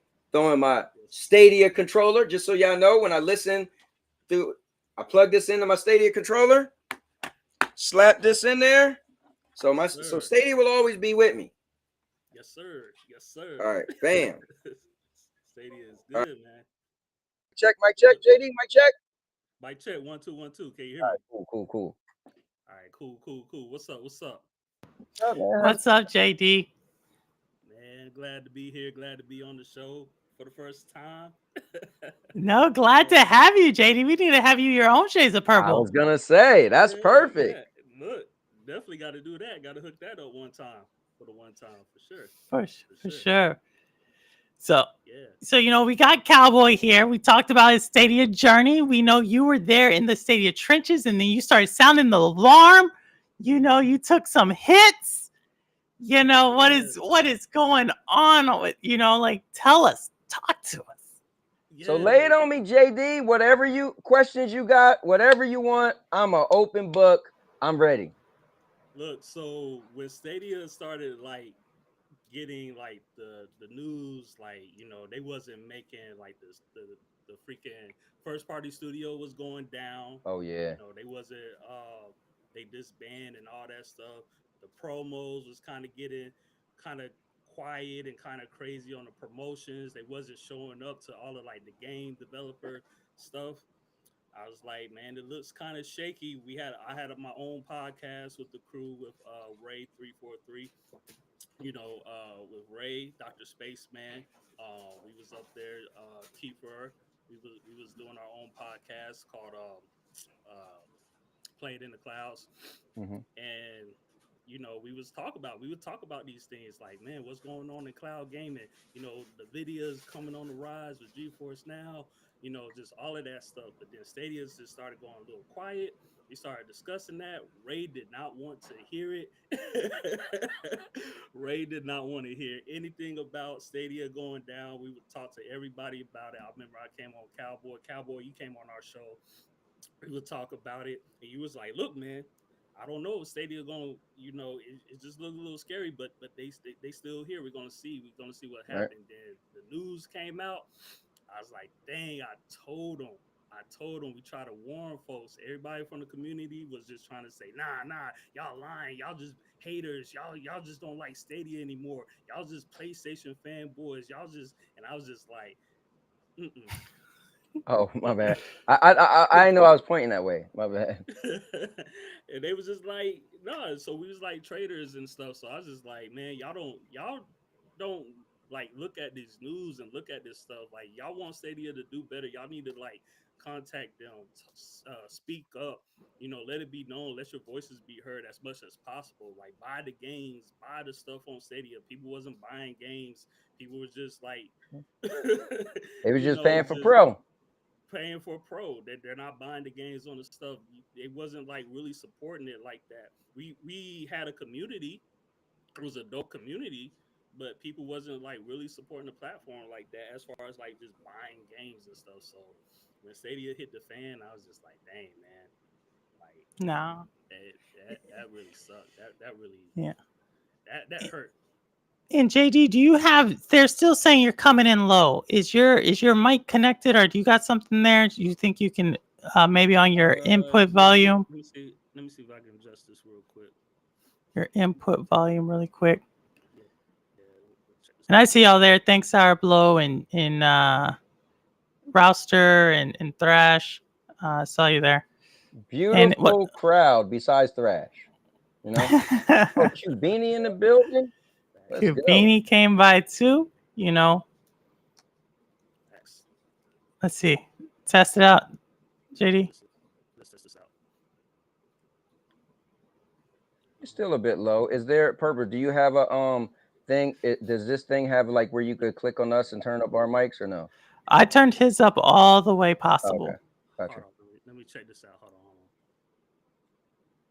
Yeah. Uh, Oh, there you go. Oh, there. That got loud. there it is. All right, cool. Oh. Sweet. Gotta change sound. All right. So yeah, what was the question? No, well, the thing is, the question. So we bring you on Cowboy. He's an alumni. You've always talked to Cowboy, but is there Yeah. anything that you're like you ever wanted to ask Cowboy? Put him on the spot. Put me on the Ask him a spot. question Let's go, that baby. that All right. Let me put him on the spot real quick, man. Let me put him on the spot. So as a gamer right now, as a gamer, what platform are you enjoying the most? You're having the most fun time like playing on right now. Yeah. So my PlayStation 5. So right now, PlayStation 5. So again, when I'm into something, I go all out, right? So once I bought a PlayStation 5 and I decided, okay, this was gonna be the main place I play, I spent $1,000 for this Sony InZone monitor, right? The one that's made for PlayStation 5. Spent $270, bought a 2 terabyte hard drive. So I made sure everything I'm doing is optimal, you know? And yeah, so when buy games, I buy games for my PlayStation 5. When I rent games, I rent them for my PlayStation 5. But I also use xCloud when I want to check out a game fast, right? So if xCloud got like I could get the same game, most of the same games, as long as they're not exclusive on xCloud, I could get it for my PlayStation 5. But um since it's the cloud, I could play it that day, which xCloud ain't looking so good. So I'm kind of like, man, I probably should just start getting stuff. I probably should just leave xCloud alone and just get it on my PlayStation 5. But since I could get it that day, just snap my fingers, it's cloud gaming. Instead of wasting one of my rentals, I could just play it on xCloud and have to suffer with it not looking so great. But yeah, to answer your question, PlayStation 5 is my main way to play. Just because, I bought Okay, well, this deal that Activision has taken, do you one. see yourself switching over potentially back to Xbox or PC platform just for like Call of Duty, Blizzard games? anything of that nature? Hell no. Listen, man. Let me tell you this. One, I ain't even a Call of Duty guy like that. Back in the day, maybe. I mean, those companies, Activision, Blizzard. Listen, I'll be more inclined to play Candy Crush on King before I play something Activision and Blizzard got. Like literally, I can't think of an Activision Blizzard game that I care about. Now, I heard Activision has the rights to Prototype, which is my favorite game. That would be the only way. Listen, if they made a Prototype 3 or reboot or something and it was an Xbox exclusive, then I'll buy an Xbox Series X. But other than that, there's no, for me, and I'm not down to Activision and Blizzard, but they don't really have any games that move the needle for me. So this deal doesn't affect me at all. Okay. Can you beat Obi-Wan Kenobi and Tekken? I mean, I just beat him yesterday on his own show. That's live. I beat him on my show last week, 5-1. So the proof is in the playing, right, Purple? That's it. He says he wants it in Tekken. He wants it in Mortal Kombat. Another game that's coming out in September. We didn't talk about, coming up, but that's what he wants. And Sour Blow has said, wait until Prototype game comes out. You're coming home. Bro, Prototype comes out, I'm coming home. All right. So I won't be coming home, but I'll just buy an Xbox X. Okay. Like at the end of the day, I really am trying to get out of the console war thing. I was telling somebody the other day, JD, listen, I'm gonna have to throw you in there too, bro. You want to put me on the spot and put you on the spot. All right. Little console warriors like you, this is what y'all do. Hold on, real quick. He gonna call, hey, Purple, let him know. When y'all come to call me out, I'm the Cowboy. Here's JD, right? He's Team PlayStation. And here's Crazy Louie, Team Xbox. Oh, please, Master PlayStation, please. And Crazy Louie, Master Xbox, please. You know what I do? I sit over here on my Iron Throne. I'm going to play both companies. I don't run and cheer for them. Guess what? They ain't paying y'all nothing. Y'all little, this is better. This is better. Y'all should play over here. No. Y'all, and I'm sitting there like, Game Pass. Oh yeah, I'm gonna get that game. Oh, you know what? I'm not paying for Game Pass this month. Oh, PlayStation's got that Final Fantasy 16. I'm playing it over here. See, I play them. I play the companies. That's what the Cowboy King of Entertainment do. I don't be like JD and be a little cheerleader. PlayStation. Oh, here we go. Here's JD. I got you, JD. Running around with the little blue. Nah, I like this one better. So PlayStation gonna have to be this one. Just saying. Here's JD. PlayStation, oh glorious PlayStation, I love you. Everybody leave Xbox and come over here. Here go Crazy Louie and his squad over there. We're Xbox International. We know everything about Xbox. Come over here. And I'm sitting here like this. King of the mother effing castle. I play both of y'all. All right. They don't play me. I play Sony and I play Microsoft. I make them work for me. Y'all gotta work for me. I don't work for y'all. So I just want y'all to think about that when you console warring. Being your little cheerleaders with your little cheerleader hat. Oh, this is better. You look Hey, Cowboy, but no check. Haven't I been always on the podcast saying, hey, I got this, I got Game Pass, I'm trying out Game Pass, I got Stadia, I'm double dipping on games, I'm buying games, I'm showing people my receipts, like all the time. I like to say your opponent. No. So you might have this and that, but hey, look what I got right here, JD. Just bought this the other day. You got I ain't even opened it yet. It's going back. All right.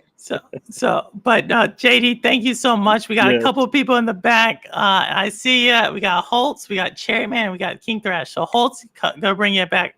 Gonna bring you on. Thank you, JD. Thank you. Thank you for having me. Y'all have a good one. Bro. Later. All right, who's next? We got Holtz. Well, it's just actually strange that Cowboy actually says that he doesn't do remasters or remakes, but then he's always actually boasting about if Prototype actually came to the forefront. So I'm wondering why he actually chooses a specific genre or a specific game he relates to, but then always disses the idea of remasters and remakes. You know what? I can't stand people that can't hear. I said if Prototype, if they made a part 3, right? No, okay, part three is not a remaster. I mean, what I'm trying to say is that there's loads of games like we've mentioned in the past, like Dead Space, Final Fantasies, and stuff like that, and Spider-Man and stuff like that. And Right. I'm not playing a remaster. I'm not playing a remake I because know. I've I'm played not the saying I story won't before. play a No, remaster. what I'm trying to say is the idea of a prototype remake and remaster really interests you as a No, I didn't gamer, say that though. I and said if they made a part three. I want them to make a part three. I want a new prototype. I have the prototype remastered. It was a PlayStation 3 game, and I bought the remaster for PlayStation 4. The remaster just looks better. 60 frames and per second. And Everybody I scream feel about. I feel like as a gamer, as you as a gamer, if Okay. Prototype came out as Prototype 1, 2 came out as a collection, as remaster collection, remake collection, you'd be the first No, person to no. say. You're not listening to me. They did that. I own it. No, I mean That's already a in thing. today's PlayStation 5 Oh, you mean like PC a series, oh, yes. if they like a remake, if they like Yes, to match, I don't know, your sort of yeah, like a play like it looked infrastructure. like Spider-Man. Let's say it had the graphics of Spider-Man remastered, right? So it was like it was that. Yeah, I mean, listen, And then we let's actually talk about the infrastructure of your like display, for example. I feel like that you ask questions about, like you said to me, like Holt, what's the best display? And I mentioned right. LG and I mentioned Samsung and stuff like that. And I feel like you went to Sony display because you led to the idea of PlayStation 5. Yeah, so the reason why I did that was I listened to all of you guys. I'm not a PC guy, and I was at the time it was the Asus monitor that I was interested in. And so when I found out Sony, remember the monitor I got wasn't even out yet. It was coming out the beginning of August. So when I looked into all the monitors, it actually had a leg up on all the monitors that was out besides some super expensive monitor. Of course, super expensive. But the Right. idea of like we talk like your Sony InZone had like 97, Yeah, you know, 96. 96 local dimming, and we Yeah. give reference to a monitor a few dollars more, and it came to a multiple like 2000, and had a HDR, and it had all these Yeah. ideals, bells and whistles, smart features, and you led into the idea because it was Sony. So the idea was, when people say you're not tied to Sony, I felt like, even though Sony is a premium brand and Right. we've had years of experience, I just felt like the idea of Well, you led into that idea you got because to it's what you host. trusted. Host, let me tell you this. I listen to you. I listen to Maker. A lot of people that know about PCs. I don't. When you explained to me that other monitor at the time, whatever I think Odyssey or whatever it was like $2,000. This monitor was $900 something dollars with the warranty. It would have been like 1,200, right? But you know what happened? Sony put out a video. Oh, this goes great with the PlayStation 5 and it makes the graphics. That other company I ain't seen no video. So I'm like, I'm gotta listen to Holtz for another thousand dollars and hope it does what Holtz say when PlayStation put out a video. That's perfect. So what I'm trying to say is, Right? Sony's marketing led you into the Hell yeah. ideal of buying multiple devices. Doesn't matter, from a controller, Yeah, a yeah. display, a game. You led into the idea of, no matter what they actually market, it depends on your friends, family, and whatever. No, it's not. You It's not that. It's just that I think because I didn't have knowledge of a monitor, I didn't know what to get. And here comes PlayStation saying they made a, and I was only using a monitor for my PlayStation 5. So just guys, follow me. I'm only getting a monitor for my PlayStation 5. And lo and behold, when I want to get a monitor, Sony's like, in 1 month, we're coming out with a PlayStation monitor. So this leads me back to my idea of Okay. like remasters with sort of the ideal of resolution frames. Okay. As long as the market hits you as a consumer, that's where you go, do you know what? I feel this brand is best for me because that's where I've led in Yeah, the I mean, past before. because I don't make these products, so I wouldn't have no clue. Like I said earlier about games, when I said the purple, I said, listen, make a cool trailer or something. I love marketing. I love trailers. I said this earlier. If you could get me. And listen, if I play that PlayStation, listen, whoever don't have that monitor, which is probably a lot of y'all because you can't afford it, but if I play that video back, right? I guarantee you be like, yo, look at Obi Rose. Man, that monitor looks good. He came to my house one day. I showed him Spider-Man Miles Morales. He was like, yo, I said, close your mouth, bro, and get out my house. So if I played that video right now, it was like a minute, 18 seconds. You'll be like, oh, I see why you bought it. Now, host, you say it all the time. I always fall for the marketing. Guess what? it was prime for me because I wanted to get a monitor, and No, they but were like, in 30 days, this is coming out. So I don't know who you are. I had the money, so it made sense for me. I mean, in this idea that we're seeing me versus you, for example, like you had like 97 local dimming zones, and I had 2,000 local dimming zones. But the idea is Sony attached onto your monitor, and that's where my Yeah, monitor. yeah. But And you got to think about it. Before I wanted a monitor, right? I didn't know what the hell a knitting zone was. You're like, I got 2,000, they got 96. I know, I'm for like, what example, does that mean? I know, for example, like we actually mentioned like LG, Samsung, and stuff like. Right. We mentioned other consumers, but for some strange reason, you led into the idea of the Sony console. Well, it's not Sony even that brand. though. Hold up, you got to back up though. Remember, originally I wanted to get the TV. I wanted the LG C1. So remember, I was talking about the LG C1 for like 2 months. But what it came down to is I was saying that, well, if I get a TV, I got to share it with my wife. So Purple, check it out, Purple. So if I get a TV, a brand new TV, guess what? I'm replacing my old one in my bedroom. But now when I want to play and she want to watch Law and Order or whatever the hell it is, guess what? Then I can't play my games. So it was like, somebody was like, why don't you get a monitor? I'm not a PC guy. I was like, a monitor? Why would I buy a monitor? I'm down talking monitors. Like, no, because you can hook to your PlayStation 5. I'm like, you could do that? That's how I don't know about PC stuff. They're like, yeah, bro, get a monitor. Now she can still watch her TV. You already use your laptop screen. Now you can use that. I was like, you could do that? This how little I know. It was like, yeah. So at that point, I was like, oh, it makes sense because now I don't have to share the TV. And I know, Hope, you actually said get the TV, but I tried to explain I have to share it with my wife. So it made more sense. Oh, just buy something small. And remember, I measured my area.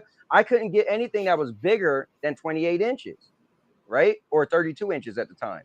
This monitor is 28 inches. Holtz, I don't know why you want to badgering me when I'm trying to make sense. No, I mean, no, and you no, don't get it. no, You and just that's don't get it. no, Don't that's get it. Don't. that's I'm a that's throat, correct. But what man. I'm trying to say is, leading into the idea of fanboyism and stuff like that. Did you lead into the idea of Sony products No, it makes over sense. Purple, any explain it other? to him, please. Just explain it to him, because I think you've Holtz, been listening. he's done marketing for 20 plus years. He knows marketing, and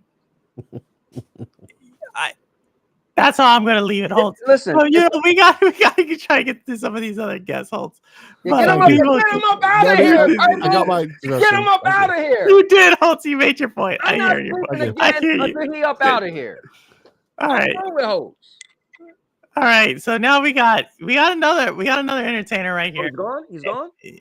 Oh, CMG. So All right. someone who knows going about on? PC, handheld PC gaming, Cherry Man Gaming. What's going on? Not much, not much. Okay, damn, done it back here. Oh yeah, okay. What is going on, guys? Oh man, what's up, Purple and Cowboy? What's going on? What's up, Not CMG? much. One of my favorite people, man. I think about the Xbox situation here. The Xbox, Microsoft has got they got Microsoft now. They got He coming in Blizzard. hot. They got Activision. Happen. He coming in hot. You're good. You're good. Yeah. Yeah, I know. He's going. He's bringing a hot take, Cherry Man. Keep going. And I'm gonna say right now, man, y'all better get up on this RG this handheld, because this is where it's popping at. Handheld PC is popping. I just got my notification from FedEx. My thing's coming back, so I got my content away. Those that don't know about my channel, they better know it, because if y'all are not following Cherry Man Gaming, he is all over the Steam Deck. I don't want to bring that on your. This is your stream, Purple, and this is about no. This is our community. This is our community, Cherry Man. Yeah. But You know Purple, what he I'm got a point though. Purple, this is about me today. I'm just saying. Yeah, you know, it's about Don't get Chariot too much spotlight on his ROG whatever. But I'm gonna tell you right now, man, I'm coming, and I got a lot to say about freaking ASUS, because they had me a whole week off, a whole goddamn week off. Finally got something coming in, you know, and I'm telling you, I'm gonna bring it. But this is about now for Cowboy. Now this is about you now, Cowboy. Okay, I was about to say, Purple, you got to do a better job of letting because it's about you and Purple, Cowboy. This is about you guys. I don't want to stay too long, because I know you got King Trash coming in. You got another couple of groups guests coming. I don't want to stay too long, but yeah. What do you think about Microsoft? Purple, you and Purple. What do you think about Microsoft with those deals? You know, this is about you guys. It's not about me, but I just wanted to say that. Well, it's not about Purple. It's about me. So I'll answer that. Yeah, question. Yeah. Well, both of them. Yeah. Honestly, I personally didn't have a problem with the deal. I personally wanted the deal to go through. I don't want to say I like chaos, but I like a shakeup, and I wanted to see what would happen if Microsoft had all this quote unquote power, right? And what would it do to gaming? Would it push Sony to make a new their own Call of Duty competitor? Would it push Nintendo to do deals or make a more powerful console? So me personally, I was for the deal. I didn't care, but also the deal could have fell apart and I didn't care either. So for me, but I will say this, and I'm with Purple, the deal ain't go through, Cherry. So what we're not gonna do is come on. What you're not gonna get me to do is come on here and lie. Microsoft got this. Microsoft ain't got I a ain't coming. goddamn thing. I don't know about that. So I don't What do know. you mean? Is the ink dry? I ain't coming. I ain't lying. Microsoft bought that thing. It's nothing nobody can do Nah, about hey, it. Purple, They bought that. They bought. you- They bought the. Well, They I bought the. ain't talking they about got it. no more, All right, well, I'll man. handle this, man. Well, let me I just don't really break get it. I don't really care. I'm not gonna talk about it much. No, but I listen, let you guys let me just break it down for you, Cherry, man. break it down. When we do a deal, right? Yeah. Hold on. Let me. I got you real quick. I got you. You know what the thing is? I'm a visual person, right? I'm a visual person. So we got a deal, right? You pull your wallet out and say, Cherry, let me buy one of your videos on your channel. You be like, bro, I'll sell it to you. So Cowboy just gonna go in his wallet. We're gonna see what I got in my wallet real quick. Sometimes I walk around with cash. I'm not a cash guy, but it just happened to keep my money, my debit card now. So 20, 40, 60, 80, one. This is what $112, right? Just sitting in the wallet, not big. So Gary, I'm gonna hand you this $112. You count it. And then let me get the video. And then you count it, you hand me the video. That's a deal, right? We done, right? That's clear. You get that? I hear you. Explain to me the deal that's done with Microsoft and Activision and Blizzard, because I want to hear this. I mean, you see it. I mean, you can't be. I mean, I don't really, honestly, to be perfectly honest, I'm with the handheld thing. I'm with the handhelds. I'm not trying to escape from that, but I can't. I mean, it's obviously they got it. It's nothing that you can do. I mean, you got to. Oh, word. They bought the deal. It's nothing no one can do. They got Microsoft. They got Blizzard. They got Activision and Blizzard. It's done. It's over. Oh, I didn't know it was over. Hey. Damn. All right, let me just sit down. I guess I don't know. I don't know anything. I just wanted to say. I just wanted to know your input about it. Oh yeah. I mean, I'm not gonna talk about it on my channel. I'm done with that. Yeah, I don't have a problem with the deal. I think it's all right. I just didn't know the deal was through yet. But since you just, I know Purple. I know you had a lot to say about it. You think about it. You know. Yeah, I mean, I think Purple ain't saying much. She ain't saying much about it. I know. Yeah. Her show today, all right? I don't know why Microsoft buying on the same thing. Anyway, so you know. Chad, the deal's good with me, bro. Whenever it goes through 2024, I don't know, but I know it's hot on that. It's hot on this piece on the handheld side. That's all I got to say. It's on fire. It's a lot of Chariot. I'm interested in the Q Lite, the PlayStation. What the hell is that thing? I don't know what the hell that Q Lite looks. It looks hideous. I tweeted about that thing. Looks hideous. I mean, I hate what you're saying. It looks hideous. It looks like crap. Like, I'm sorry. Honestly, I'm sorry. I don't want to be harsh on it. No offense to Purple Haze. I don't play video games and look down at this plastic box. I forget where my PlayStation's at. I know where my controller's at, just so I can play the game. I look at it. I gotta make my thing look good. What do I think about what? The Q Lite. I haven't seen it. Yeah, you didn't see it yet. I mean, I haven't seen an official thing. I saw a video where someone was playing on something. Right. That look hideous. That don't look right. That I mean, I have no problem if it comes out saying it's ugly. Crazy though. Here's the thing. I think might it not be makes sense, official. right? So let me say this. I think it makes sense, right? When you put so the thing is, I'm a big fan of mobile gaming, right? And I tried the best of them, right? And I dare to say that the MGX Pro is the best mobile controller, right? But when you look at the Stadia controller, right? It has handles, right? Just like a PlayStation controller. I love that. I still got my Stadia controller with me right here. Now look, so it has handles, right? So this is when you think of playing video games, you want to hold something in your hand so you can press the buttons. Yeah. Now there's stuff like the Kishi and all that. They end up shaping like this, right? It's kind of like I love that like that, right? So when you think of the PlayStation Q Lite, it's kind of like this, right? This is what it looks like. Let me help you out real quick, bro.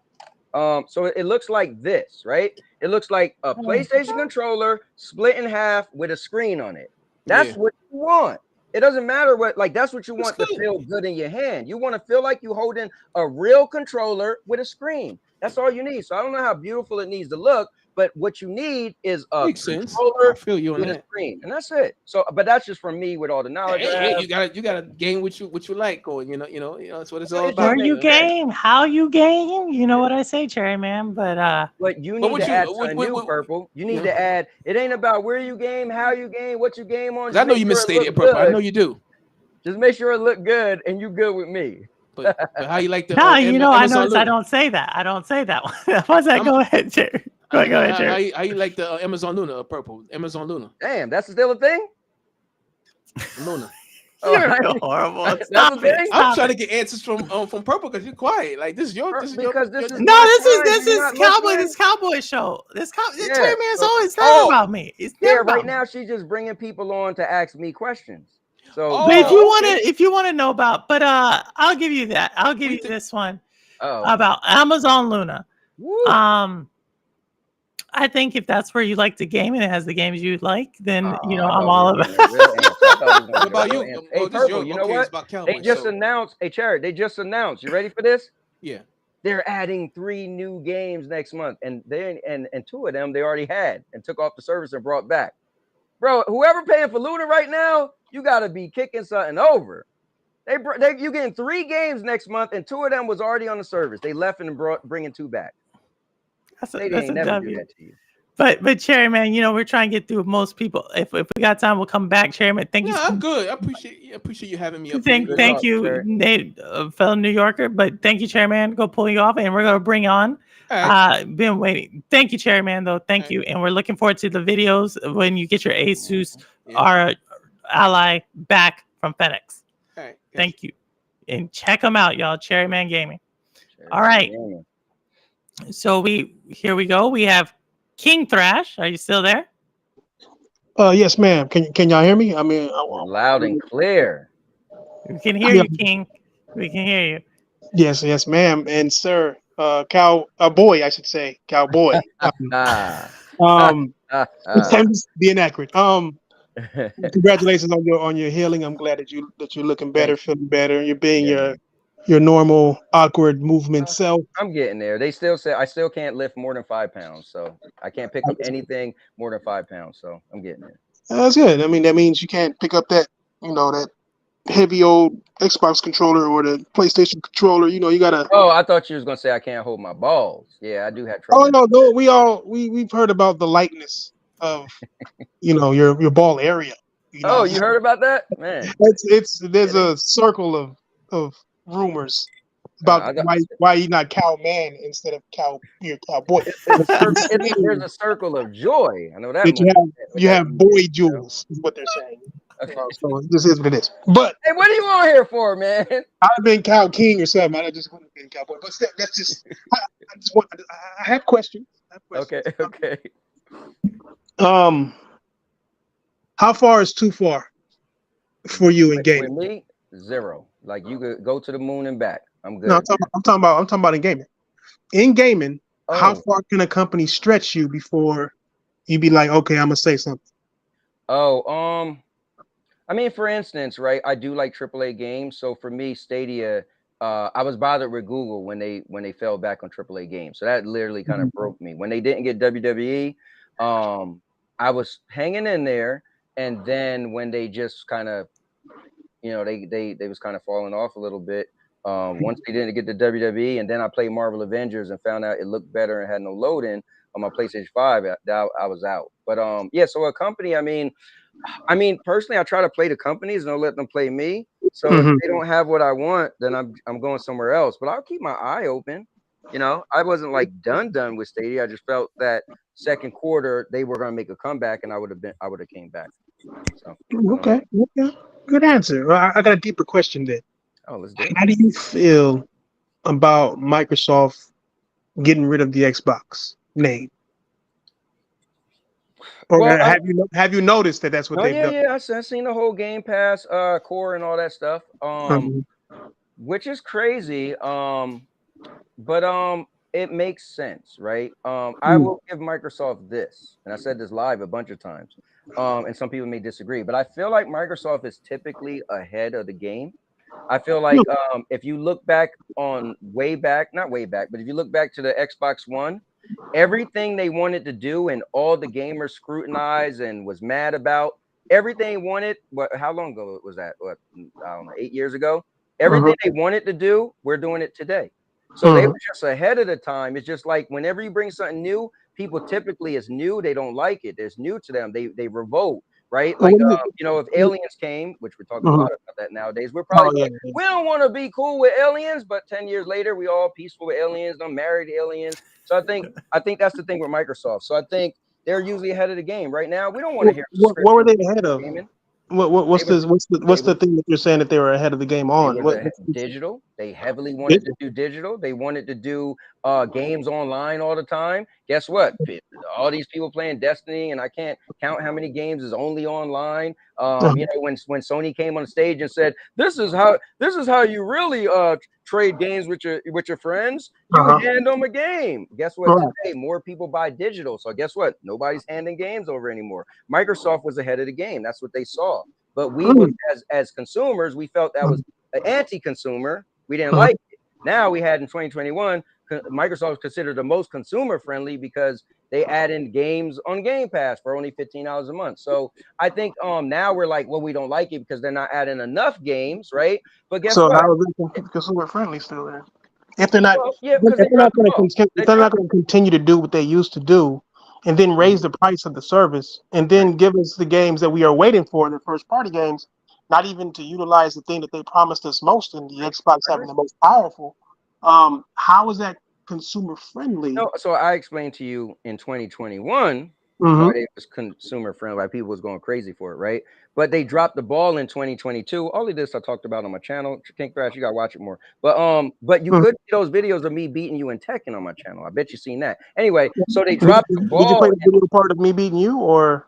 Oh yeah, you beat. Where'd you beat me? You beat me. I got perfects on you. I don't. Anyway, keep going. You didn't, but I just know that I am the 2022 Tekken heavyweight champ. No, it's 2023, right? Yeah, I'm 2022. 2022. I can't remember. Of course you can. I don't either. It was so charitable for me to do what I did for you. I'm happy that you're happy though. Listen, you know what you did for me? Did you see this name? And now your mama knows. You was the reason I changed my name. And I always tell my story. I give you credit, and it made more sense to be more marketable. But I agree with you. They dropped the ball in 2022. They're doing pretty bad in 2023, but they're trying to pick it up. If they get this deal, hopefully that would, actually, if they get the deal, it will make their perception go. It won't make any differences, bro. None. Say again? It won't make a difference. No. Notice what I said. I said their perception. I think people's perception would be like, oh, snap. They own Activision Blizzard, right? Nobody's talking about it. So I think the perception, but it's not about your perception, it's what you actually do. So for me, when people like Purple ask me, well, what do you think? Personally, I don't care about any Activision or Blizzard games. So it won't make a difference to me. But my perception would be like, oh, snap, they got a little sleeping dragon in their back pocket. But it's what you do with the sleeping dragon.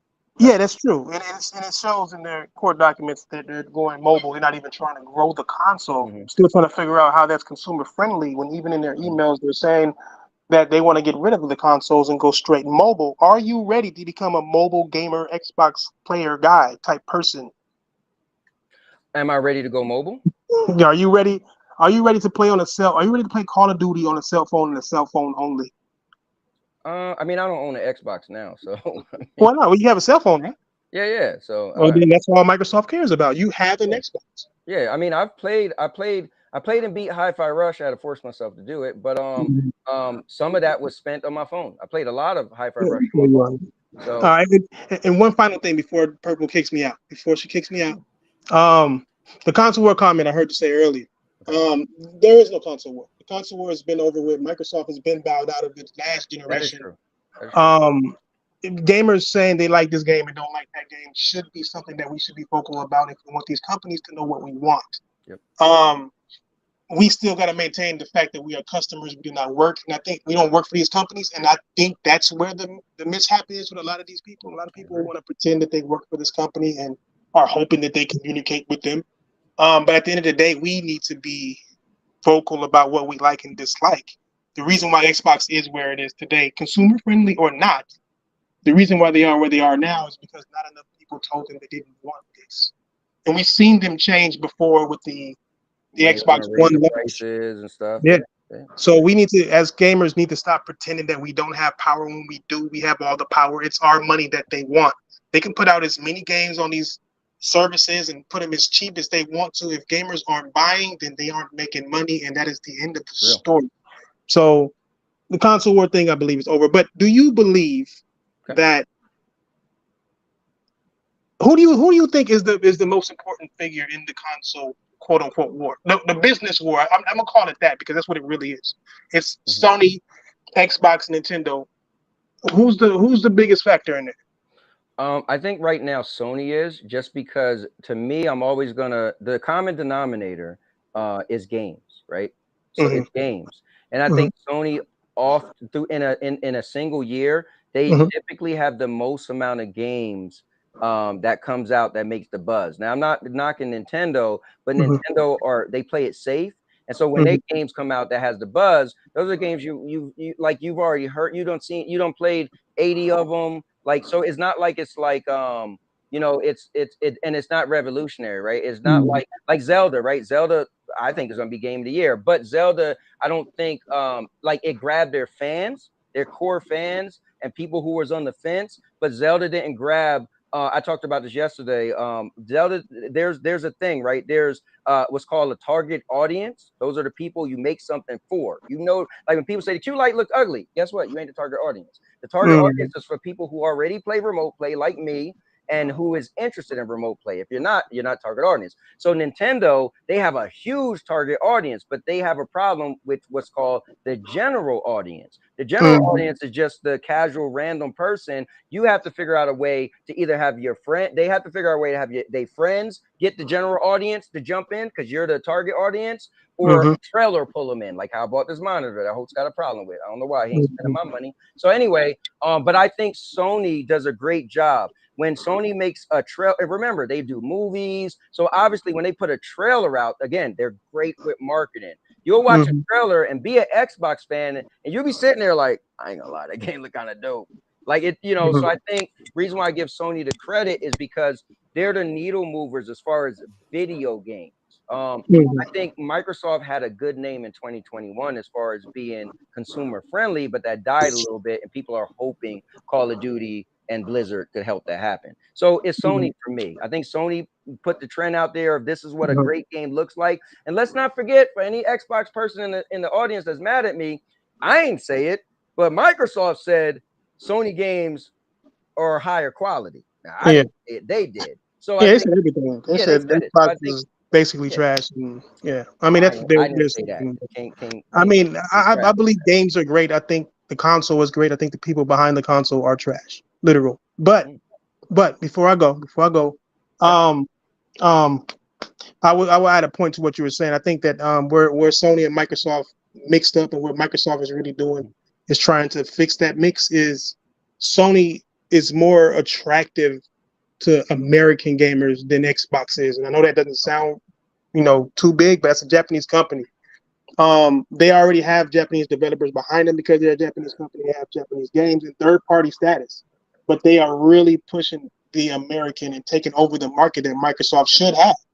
Right. The Last of Us isn't, Japanese people playing these characters and then it gets translated into English. No, it's English translated into Japanese, like everything that they've been doing. We just had Twisted Metal, English translated into Japanese. Everything's American. You would think that this company is American, but it's not. Their biggest games are American type games. Microsoft tries to have that same American thing, but they missed it. They dropped the ball when they messed up Halo and they messed up Gears.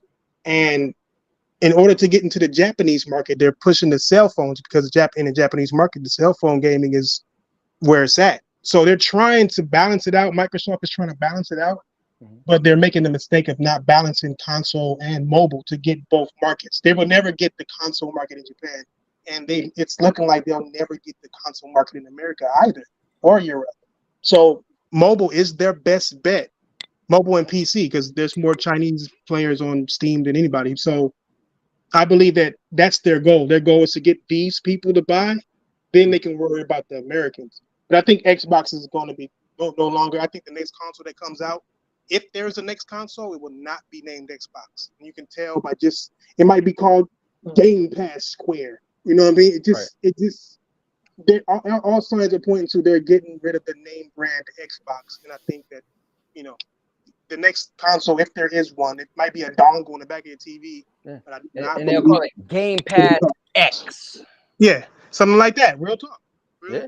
Something like that. So, but I will say this, Trash. I don't think it's nothing wrong with that though. If they, I mean, if you gotta make money, I'm a businessman. Yeah. If you gotta make money, you gotta make money. You could be as loud as you want about how much you hate PlayStation and love Xbox. If you're not buying the games and nobody else is buying the games, it don't matter how much you love it. You're right. You know what I mean? I like Rocky Road ice cream in my favorite ice cream shop. They took it out because I was the only one buying Rocky Road ice cream. You know what I mean? Right. So it is what it is. But I'm out. Good to see you as usual. Perp, as beautiful as usual. Biggest smile in the market. Mm-hmm. Got the biggest crush on. Where my wife at? Hold on. Bro, she got dolled up for me today. Nah. Hey, Thrash, before you go, man, let me just say this, man. Before you go, publicly, I said this many times, man.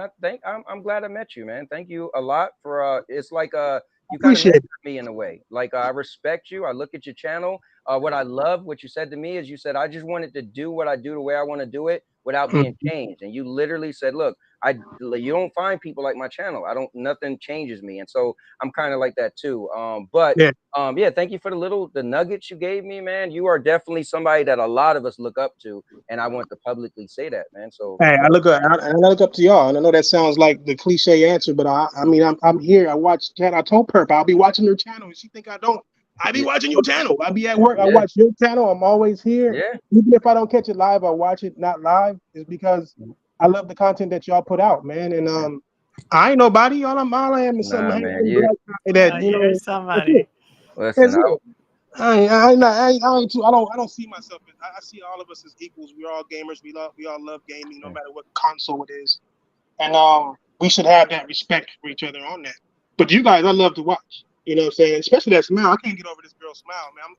I'm let me go before I get in trouble. And then plus you, Cowboy. You know what I'm saying? Get you a new cowboy hat, something.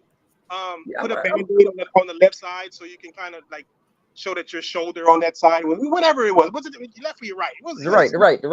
Yeah. Get you a band-aid for the right side of your little helmet. Okay. You know what I mean? And represent that you got over that. You know, it was a cowboy wound. We just call it that. You wasn't in the gym. No, you was wrestling cows. There you go. You know what I'm saying? A baby cow, but still a cow nonetheless. But I'm out, y'all. All right, thank you, King Thrash, and we do have thank you for that. And we got a couple just so we know who's coming. Still, we still have FCat. He's coming up next. We got Sour Blow. You know he was on the channel. Okay. And we got Obi Rose after that, and then we'll probably end it after that. So if you do want to get in, we just end it before Rose get on. We got FCat. Then we got your co-host here, my man. Yo, FCat, my guy, man. Listen, my right hand man. Lay it on me, FCat. You know I can handle it all, FCat. Just lay it on me, man. You know, I was listening to y'all talking about me bringing the whole Stadia rumor thing. Yeah, we all remember that, and everybody came after us and said we were Stadia haters, and it was crazy, bro. Hey, that was a crazy time, FCat. That was a crazy time, bro. But listen, you dragged me through the mud with you, so you know we. But I wanted to bring up another rumor. Xbox dying. Another rumor, and Cowboy so happened to make a video called "Xbox is the New Stadia." I did many months ago. And in that rumor, they said that Xbox was shut down and liquidate at the end of a month that starts with a J. So we got 4 more days left in July, Cowboy. Are we gonna hit lightning twice? Maybe if the deal wasn't in limbo, trying to go through, but no, I don't think Xbox is going to go anywhere. Like Yeah, Super. I don't see that. You know why? Because Oh, we got because if Primo in they the get the house. deal, Primo in the building. If they get the Primo. deal, then He that was gives one of them the a guys reason. coming after us. Oh my God, Primo was so mad at us. I was like, bro, yeah, he was mad at us. Oh man. That's all you got, FCAT? No, we I'm just ready, chilling. baby. We just chilling, man. Man, Hey, I watched FCAT, that get with podcast. FCAT. I heard about that podcast. So I was like, how they gonna let on Cowboy? He don't even own an Xbox. Hey man, Purple. I know people in high places named Purple Haze. I'm the You know, Xbox guy on the Cowboy show. Like, legit. I don't know. Here's what's cool about FCAT. Nobody could get on as much as room. FCAT would be like, Xbox is great. 2 days later, man, it's garbage. FCAT likes nothing and likes everything. So you can't really he's the fanboy to everything and nothing. My man tried every service. He'd be like, Boosteroids. I kid you not. 2 days later, man, it's garbage. Like, I thought you loved it. Nah, I'm over here now playing GFN. I'm like, yo, my neck hurts so much thinking what FCAT likes. So you can't mess Man, with FCAT, man. You right, can't right mess with him. now, right now, I'm having a little hate on GFN right now. Uh-oh. Oh, what's going on Yeah. with GFN, FCAT? No sign of Game Pass. No sign of any more Xbox games. It's kind of like they just stopped. But that's not GFN's It, fault. it That's Microsoft's fault. it's strange because it feels like we're waiting on this deal to happen, and now I'm in the position of being like looking at it like even if this deal does go through, like Microsoft can choose to just keep it as is. Listen, I said this in our Discord. If the deal go through, I think Microsoft gonna pull back a lot. Pull back. They're gonna be like, yeah, y'all gonna get like one game every 6 months. I don't know. I don't know if they'll do Purple. that. And then mark my words, if the deal goes through, xCloud gonna amazingly get better. You're like, Wow. dang, xCloud is on point. What happened? Look, Yeah, I mean, I'm not saying. Our next guest is an Xbox person. So before we bring him on, FCAT, what's going on? What else do you have for Cowboy? think. I don't know. Well, It seems like this deal, to kind of go against what Thrash said. I honestly think this deal will get Xbox back into the console war, but they don't necessarily need a console to console war since the definition has changed over the time. So we're going back to Phil Spencer's memo to his employees back in the day when Stadia was around. He said he was very envious of Stadia. He liked the community. So I'm thinking, man, maybe Xbox wants to go down that Stadia route. And like how Thrash said, they want to go mobile. How you go mobile? Do what Stadia did. You'd be on the phone, you'd be on Android TV, everything. The only thing I'm going to say about that one is the mobile markets aren't the U.S. markets. When you think about where mobile picks up, and if we think about where Xbox does well as a gaming company, it's not in those markets. So I am interested about that. If we think about where King does well as a mobile game, it's in the Western markets. If we think about where Diablo Immortals does well, it's in the Western markets. It's not in the Eastern markets. That's the only thing I would see it. But I'm curious. Don't know what's going to happen. Yeah, That's the only thing I would push. we still don't know where this deal's going. Like it's just sitting there and nobody's talking about it. Thank God. Thank God nobody's talking about it. But we're to hear about it down the road. We'll see. But I think yeah. Well, no one's talking about it because I think we're wait and see mode. Everybody said it was over, and is not over. And everybody who said it's not over got tired of saying it's not over. For real. So We But just the stopped next, hearing the about it. next guest might have something to say about it. something. Yeah, well, Something. I'll get off here so y'all can bring on y'all next guests. No, FCAT, thank you. FCAT, stay around though. FCAT, thank you so much. Always No appreciate you. problem. Always welcome Definitely up. But FCAT. we're trying to get through everybody, that came on. But here we go. Thank you again, FCAT. And thank you everybody who's come on. Thank you, Cherry Man. Thank you, King Thresh. Thank you, Holtz. And thank you, who I'm losing the first one we had. Thank you, JD. Thank you all who came on. But here we are, the other part of Xbox International who did so much stuff. Give a shout out to Sourbloww for making that. Let's go. How's it going? What? Hey, Sourbloww, how are you? How you doing, Purple? Nice to be here. No. And Cowboy. Oh my God, I'm kind of disappointed, Cowboy, because we brought you in a private jet, first class. I We appreciate gave it. you a buffet of gaming information, and this is how you repay us here. What do you mean? I don't have You a were side. slandering poor Lou. Didn't you get enough last week? What did I Yesterday, say bad last about Wednesday. Louis? Nothing. I saw you before. It was Anyway, it takes a little bit to get out my system, I gotta get. But Sourbloww, before you begin, I do want to say that was Cowboy told me you were the one masterminding that show yesterday, entertaining wise. So I want to give you all the credit, all the roses. That was a great entertaining show y'all did. Thank you. But I can't take all the credit. It is a team effort.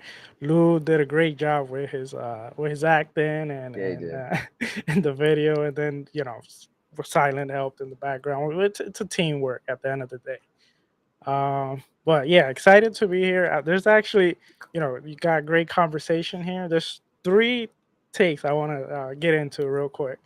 That was mentioned before. The first one was King Trash actually mentioned it that there's no console war. Not trash, trash. I keep saying trash. Sorry I mean, about that. I say you call him trash. So I don't call him king. Wait. When I whooped him in Tekken live in front of thousands of people, I stopped calling him king and just call him thrash. I'll call him king. It's easier. He said there's no console war, and I agree with him. There's no console war with Xbox because that's no longer they still have it available, but they know that at least right now or in a long period, they're not able to compete head to head to PlayStation. So what they did, like I said last Wednesday, was they reinvented themselves because that's the way they felt they can compete. So sorry for I think it was FCAT that he said there is a console war. There's no console war. The other thing was this one I don't agree with King. He said that Xbox was basically they didn't compete, not even like in the US, that they don't do numbers. They actually did pretty good with the US. Just because they didn't beat PlayStation doesn't mean those are not good numbers. Right. But they did pretty good numbers. If you compare just the US numbers, they were actually not like that far behind. The problem was worldwide. They basically can't compete in that aspect. Mhm. And then the last thing was that Cowboy mentioned. And I do agree with him. I just wanted to throw in a little bit more. I think the ABK deal, what the effects that is gonna have in the industry. Like first for Nintendo, like they already got a Call of Duty like guaranteed contract. So I'm assuming their next console is gonna be a more powerful console, which a lot of gamers have been asking for that. So that's gonna be good for gamers. I think on the Xbox side, they are, they have to get more games. I mean, like, Bethesda, Activision, that's a given. So that's basically their weakness right now. They need games. And then on the PlayStation side, like, let's face it, because they have been the market leader, they have been a little bit, kind of like complacent. Like, they had no real competition last gen. So right now, I feel like that's gonna force them to actually like make certain moves that it's gonna be better for them too. So I think that this deal as a whole, I think it's better for like all the gamers. So Yeah. so Sarvlo, I'm gonna test you here. Okay. Okay. All right. So he said You on that one. you on that- woke Purple up with this one. I'm just No, going. I'm just curious. I'm curious because I hear this. That's So for one, Bobby Kotick said that he regrets not putting it on Switch. So he was going to most likely already put Call of Duty on Nintendo no matter what. So the ABK deal did not necessarily bring that around, right? Like Switch's 125 million purchasers brought that around. So that's so that's one out of the three, right? So it's like I'm not sure you need the deal for that. So the other thing that I always hear about is this thing about it's going to push PlayStation. And so I always am curious because it takes the, and this is for anybody in chat. This is for everybody. It's not just Sourlow. He brought it up today. It's Cowboy. When we say it's going to push them competitively. So on one end, you just said the console wars are done. You just said that on one end. Yes. Right? Yeah. So now when we talk about pushing them competitive, they already have access to the game. So why would it push them? Why does Xbox having this game versus Activision only having the game? I'll tell you. I'll tell you why too. Okay, both. Yeah, go ahead. Both. Either. Because they have a 10-year deal. So what it's saying is, they have 10 years to try to make a game that, again, I've always told people, yes, anybody can make a game better than Call of Duty. You can't make a game more popular than Call of Duty. That takes time. So the thing is, meaning when they say push, is push PlayStation to start bringing back first-person shooters, right? That's what they lack. PlayStation lacks first-person shooters. You go back 15 years ago, you had Resistance, you had Killzone, you had SOCOM. So you had other, they used to be good with those games, but for some reason, and this is what I think those games fell off because Call of Duty was getting so popular on PlayStation and they was making so much money. Think about it. Whenever you have something that's similar, that's its own competition. So people might say, like, well, no, I mean, I could buy this game or that game. You could, but there's a lot of gamers that will buy just one. They'll choose one. Like, I'm like that, right? For a bunch of first-person shooters come out, I'm gonna figure out which one I like the most and pick it. So I think it's saying that they are gonna challenge this if they know, like, hey, Call of Duty could be gone in 10 years. And so all that money we make, meaning that on consoles and PC, 48% of people play it on PlayStation, meaning that they came out and said themselves, they use mostly the Call of Duty money to actually fund their first party studio money. So not saying they're gonna die without Call of Duty, but that's a big hit of money. So they have 10 years to make their own first person shooter that PlayStation fans could migrate to and not say, you know what, then maybe I'm gonna buy an Xbox. I guess I hear it. I mean, is that your argument as well, Sarblo? Yeah, I also wanted to add too. The other thing is also that if you look at in terms of PlayStation right now, they don't have other than of course what they got now with the purchase of Bungie, but they really don't have that much game as a service. Right. And at the end of the day, these games that Tony make, very like high production games. These games take time to produce, especially like it's gonna get a time where like how many remasters and remakes they're gonna make.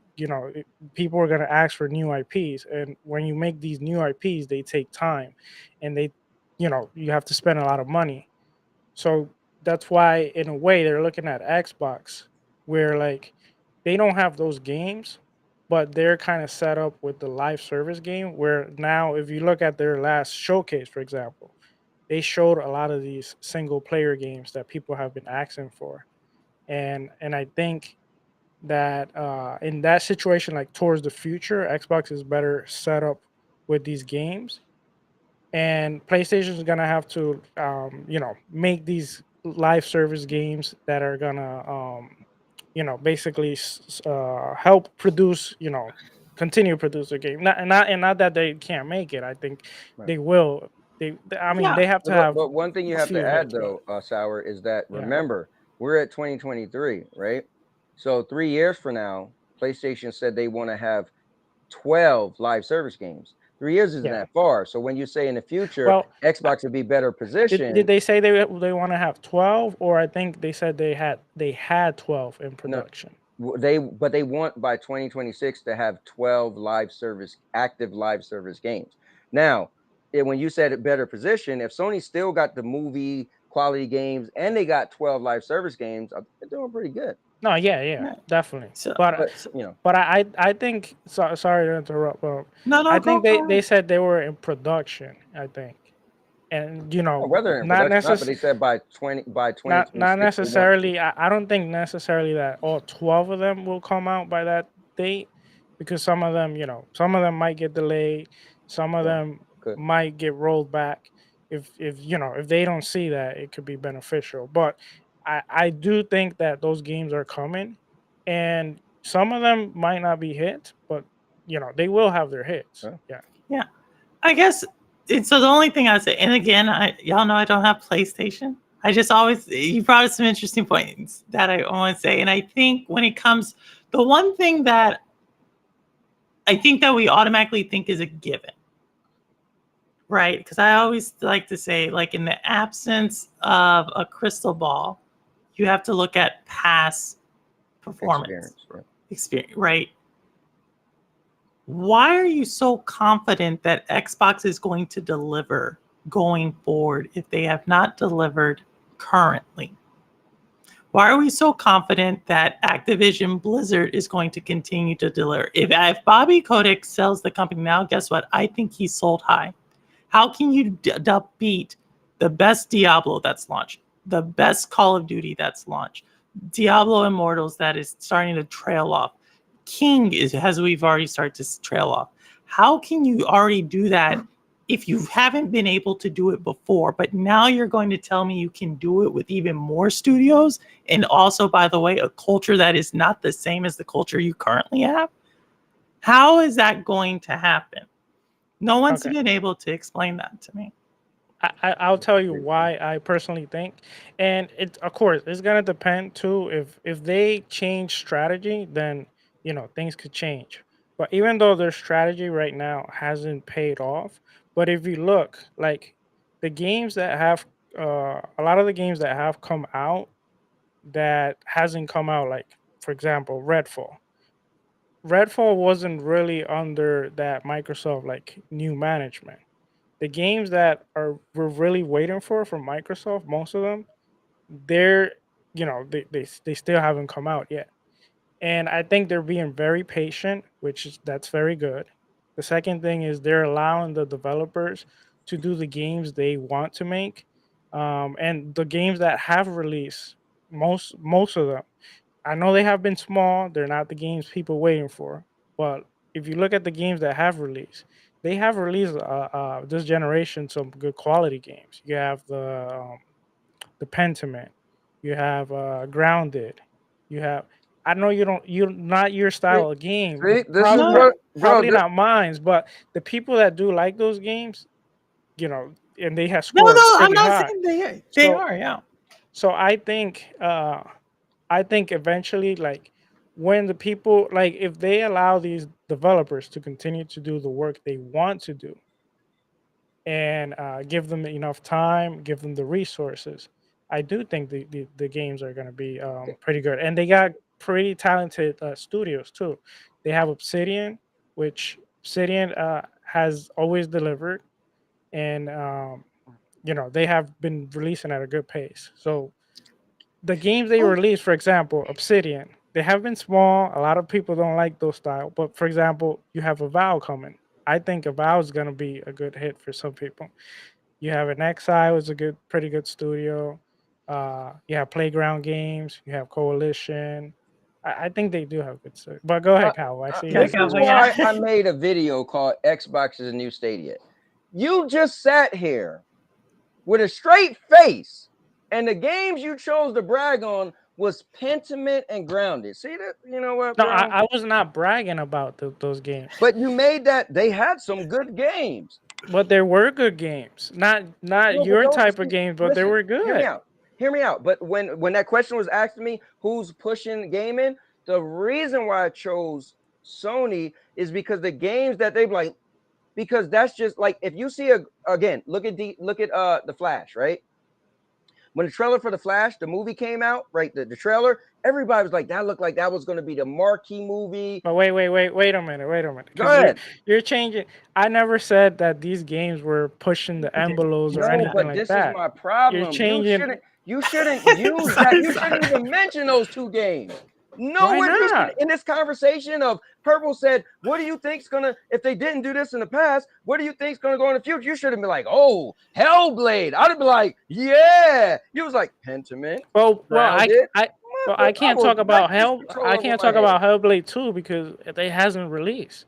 But Like it looks still, good, it looks again, interesting, but at the end of the day, I got to talk about the So games that have released. so Starblow, so do you believe what you just said from before that the competition is going to push Sony? Do you think Grounded and Pentiment pushed Sony?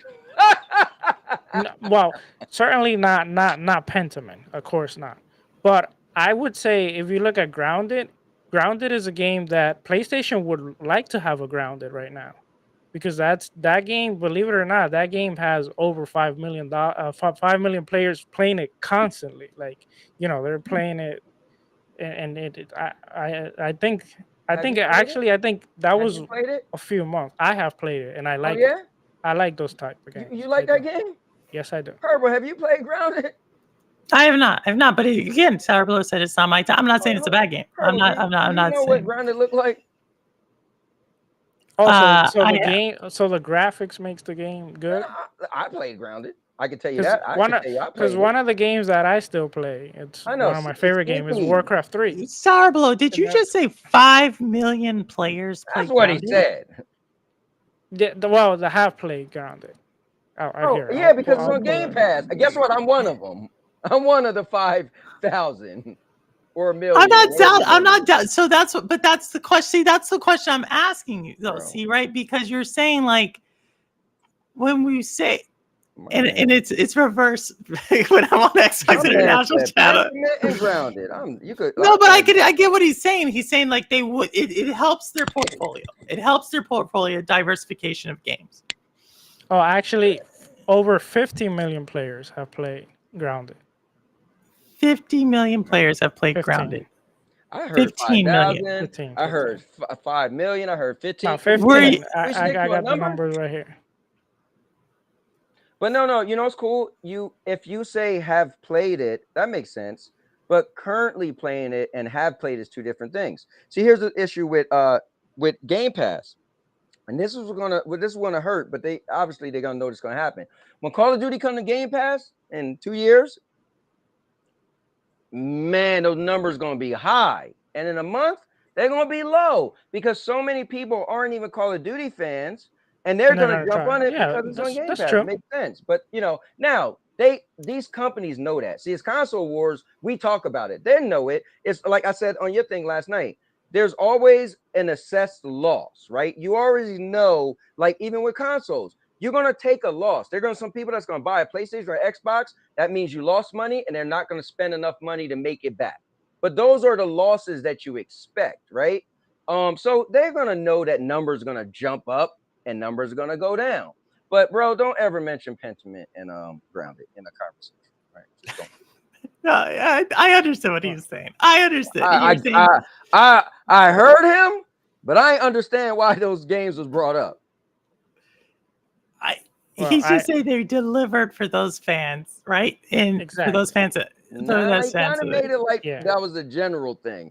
They got no. What I'm saying is those games in their style, right? They deliver, and they were good games in their own style. Now, the games that people are waiting for, the bigger games, they take time. Like Sony has take time to make their game, and Xbox gonna need that time to do it, especially like them that don't have that experience, because that's another thing. For example, Sony, on the other hand, it had taken them a long time to deliver that great live service game because they don't have that experience. Now that they have Bungie's going to help them, and they're going to learn that. And I think that's what also one thing that Xbox did for this generation. if you look at a lot of their hires were ex Sony devs, ex Ubisoft dev, ex Warner Brother. Like they got people from a bunch of different places, and I think it was to help them because they were lacking on many other aspect of gaming.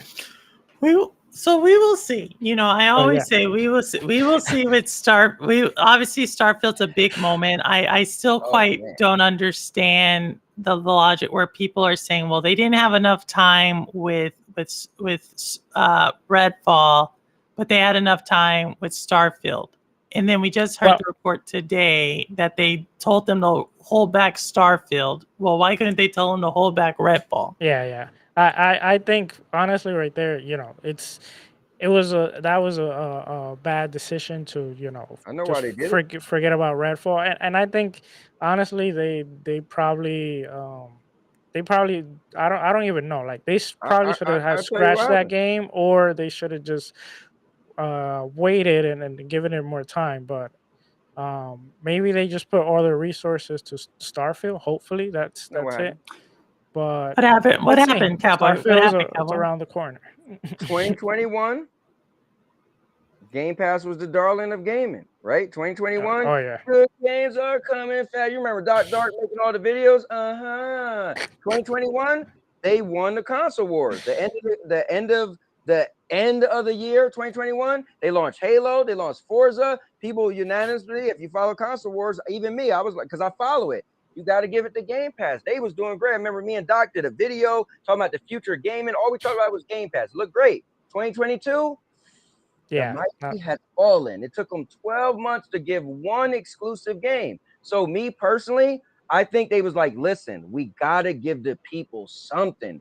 We're And looking Game Pass at wasn't that bad it wasn't that 2022. bad, no. But Yeah, here's but the yeah, thing but though. they were Here's the missing. Yeah, here's the thing. If you tell your kids you taking them to the park, they want to go to the park. exactly. Sour. Yeah, If you come home, 100%. listen, we ain't doing it today. Your kid's gonna be mad and disgruntled. They said, listen, any first party games will be in Game Pass. They delivered in 2021. What do we want to see in 2022?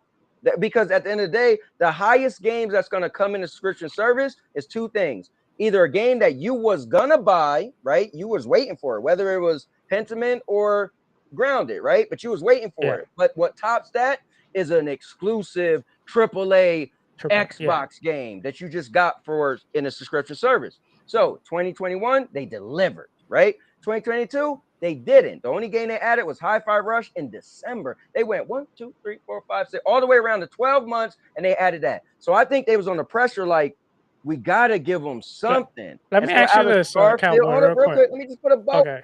out of Starfield and Redfall. They was like, all right, so we got one game that's one player game. It's a little quirky game, which isn't Redfall. I'm talking Redfall is the more general game, to be honest with you. Starfield is the kind of like, I mean, if you like Morrowind and all that, that might be your game, right? What?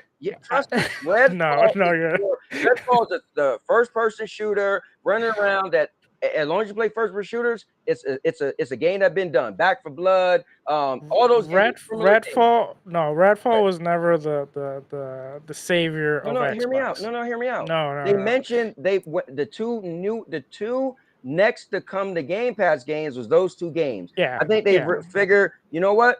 Throw out Redfall because anybody could get into it, right? It's not like a niche game, right? So they throw it out, but guess what? They But didn't hold it back. I'm but just I'm answering. never Hold up. gonna agree with you. No, Elder listen, Scroll listen. is I'm not a just telling niche you game. why I think they didn't hold it back. That's all I'm getting to. I think they didn't Okay. hold it back because they needed to give them something. You went 12 months with one game. Why hold back? You're going to make them go another 12 months? Let's be honest. Starfield got delayed from November 11th all the way to what? September 16th or whatever it is. So at the end of the September day, 6th. all right, September 6th. So you got to give them something. They gave them Redfall. It didn't work out. That's why I think Redfall wasn't held back. That's all. Okay, my question to you is real quick. Hmm? Let's say Starfield is a good game. Doesn't have to be great. Let's say it's a 85. Yeah. And Forza Motorsport is well, they're usually pretty good. Let's say that's a 90. What do you think? You said 2021 was great. Right. 2022 sucked. Right. what would you rate 2023? It's cool. I think I if you look at 2021, Xbox won by the last quarter, right? So you look at 4 quarters, they won. I think if Starfield is a great game, like you said, 85. Like again, I said it on your show last night. I just think Xbox need 4 games with a buzz, right? I don't think like some people are so hard on Xbox. I don't think they're doing that bad because it's about games. You could always turn it around if you have one Yeah. year with like 4 good games. That's all you really need. Where 4 games that everybody's talking about, right? We could still throw Hi-Fi Rush in there. Everybody was talking Yeah. about it, right? So I think if Xbox end the year off, Horizon comes out, Starfield comes out, they're gonna be looking pretty good. And those games are included in Game Pass, right?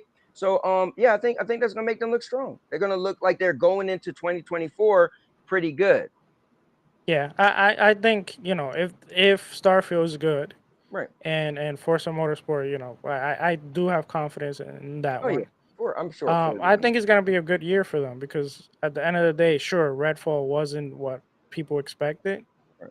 but overall, they had a good Game Pass year. They had Hi-Fi Rush, so I don't think it was a bad year. Right. No, I it's not a bad year. mean, I think it wasn't a Uh, great year, but I think they would end the year off, excuse me, strong. If because Starfield, the cool thing is it's going to be a game that people are going to be playing for a while. So even though it comes out in September, people will still be talking about Starfield in probably November, December, right? So then you yeah, get your Horizon, your Forza, and you can finish off strong. Yeah. Yeah. No, I think to your point, Sarah, I think like it should be a solid. I think it's solid, right? I think yeah, if Starfield does decent, and I think it's going to do better than 85, if for no other No, reason I'm than just the market. yeah, Yeah, you're just hypothetical. The one thing I worry about when it comes to Starfield is I see a lot of people who hype up Starfield. Same thing I saw with Zelda. A lot of people who hype up Starfield aren't Starfield They're players. not the target yeah, audience. yeah, They're not the Right. target It's audience. just like a lot of people who are like Tears of the Kingdom. Like you can tell, like if you are not a Breath of the Wild type, yeah. you're not a Tears of the So, Kingdom. some people just go with the flow of what's buzzing.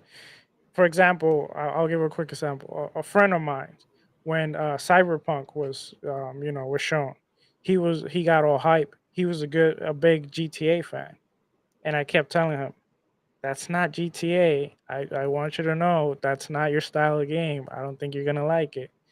He bought the game day one, and then he was pissed. He's like, "Oh, this game, I don't like this game. This game sucks. It's This not game that type this." of game. I'm like, "It's not. It's not. You don't like RPGs. Mhm. You're probably not gonna like an RPG." So Yeah.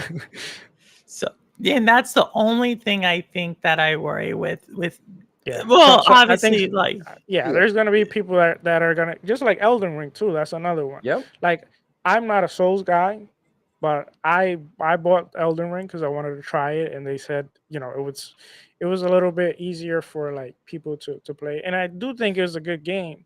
I played I it too. played like But 20 hours I ain't of paying it, solid. $75. That's solid. and yeah, and I just it wasn't my game, so Yeah. And so that's the only thing I think about with Xbox right now is that it seems like it's mostly it's kind of they've I think successfully or unsuccessfully I think they've pivoted to being a service, like right, that's what Doc Dark will say, or a lot of people will say. I think you even started saying it, Mhm. like, hey, they've pivoted to a services, like that's the thing, right? Not about the console. And if I think about the people who play for a service versus a player like a Starfield, I just wonder if they've they've advertised it to the wrong, like it may not be a Right. service type of game. That's the only but thing. We'll see what happens. It's a short amount of time of 5 weeks. So I think it's so massive that it does work in a service game. Of course, putting it together with more games that are going to come out, etc. Right. So I think it does work because there are people that they're going to try it.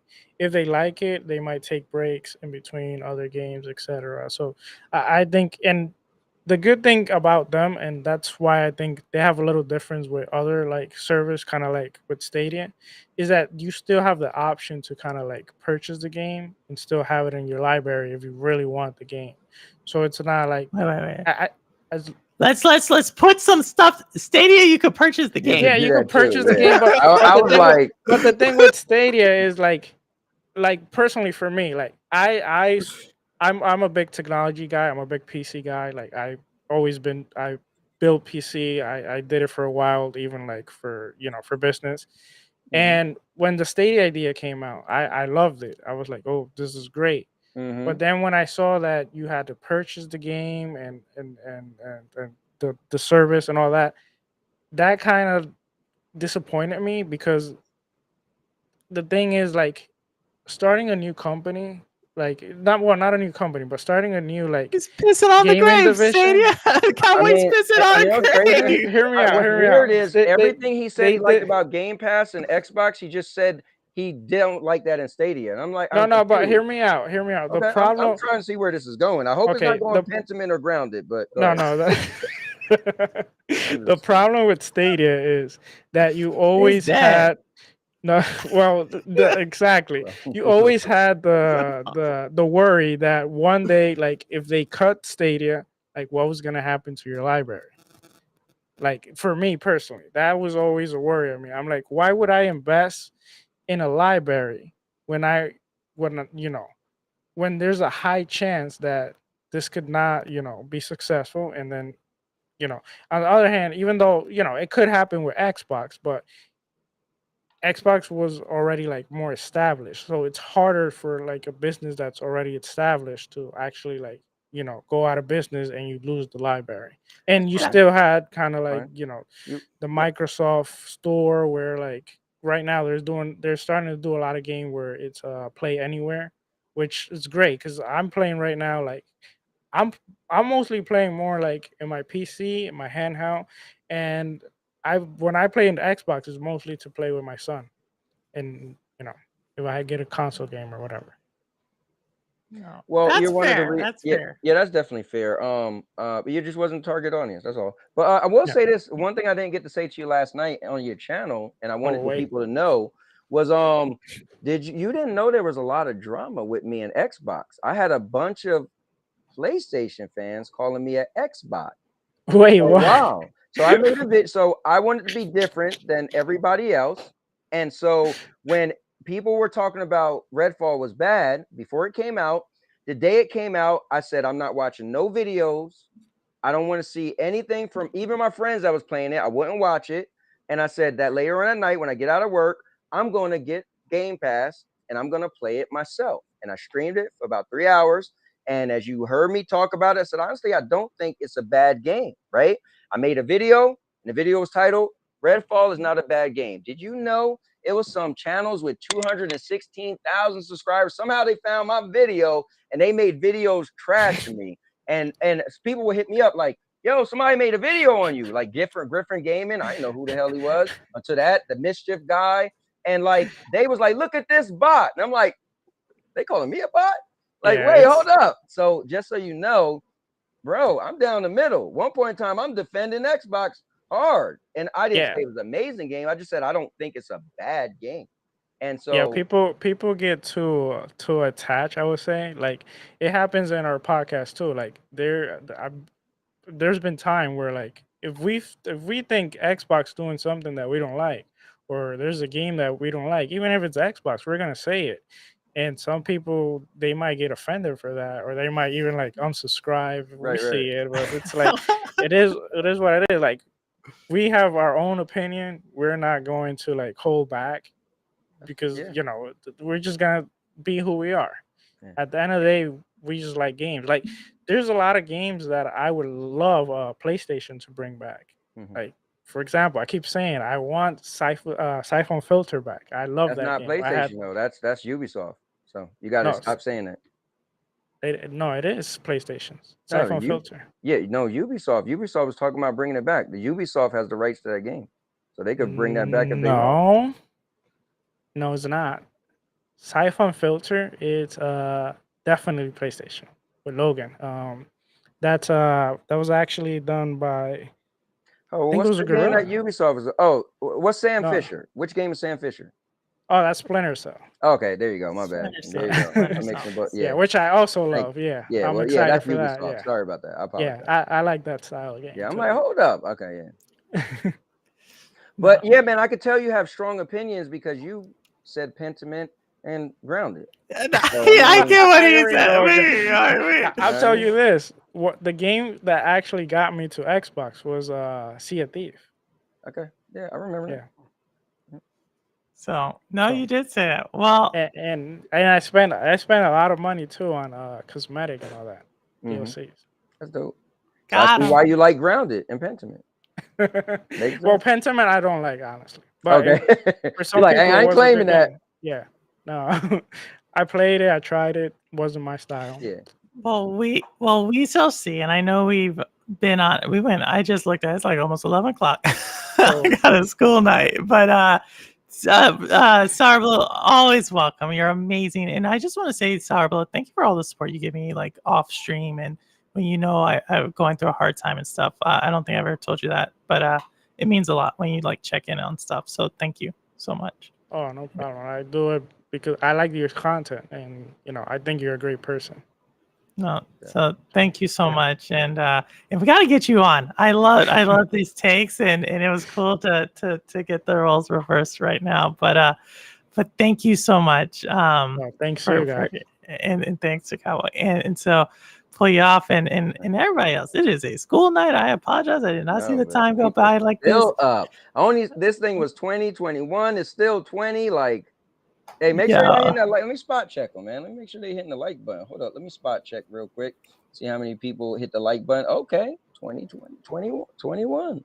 No, I appreciate everybody. Thank you. Let me know how y'all think about this content. Like I said in the beginning, I want to try to bring some of the, the alumni back. It's a rich community of content creators, game devs. Bringing back Rihanna Pratchett, the writer of Tomb Raider. She and I still keep in touch. She's amazing. And we're gonna bring on new people, right? We saw a couple of people here. We saw JD's content creator. Yeah. We have Sour Blow's a content creator. So definitely want to bring some of them, bring newer people to continue to build. But this was super awesome. Cowboy, and thanks for taking off bringing on the Cowboy persona, taking out the Cowboy persona. But any last words before we shut this one down? So wait, I got lucky and Obi didn't decide to come on. He had to hop off. Because he had the baby. I get so it. Unfortunately, he was right before. I said to him a bunch of times. I said, when Purple does that thing, I wish one time she just let me come on where you're on. And as much as I said I don't want him to come on, I thought this was gonna be that moment we would have had him and I on the same screen as you, because we actually is something we really want to do. No, he came on, he couldn't get his headset, then he chopped off, but then he said he had to leave earlier. Could I call him real quick? I don't know. You might be asleep, Cowboy. Yeah. Thanks, Gangster. If he can come on in the next 2 minutes, but definitely because we do have the lines open. But oh no, his phone always do that. Yo, what up, bro? Listen, I know you got babies and everything. You live right now. We could all hear you on Purple. We still going. You and me both said one day we would love for you and me to be on Purple Show. Listen, and I had the full pitch too. I was going to bro, you live right now. We could all hear you. All right, so hold on. Can Purple hear me? She can hear you. All right.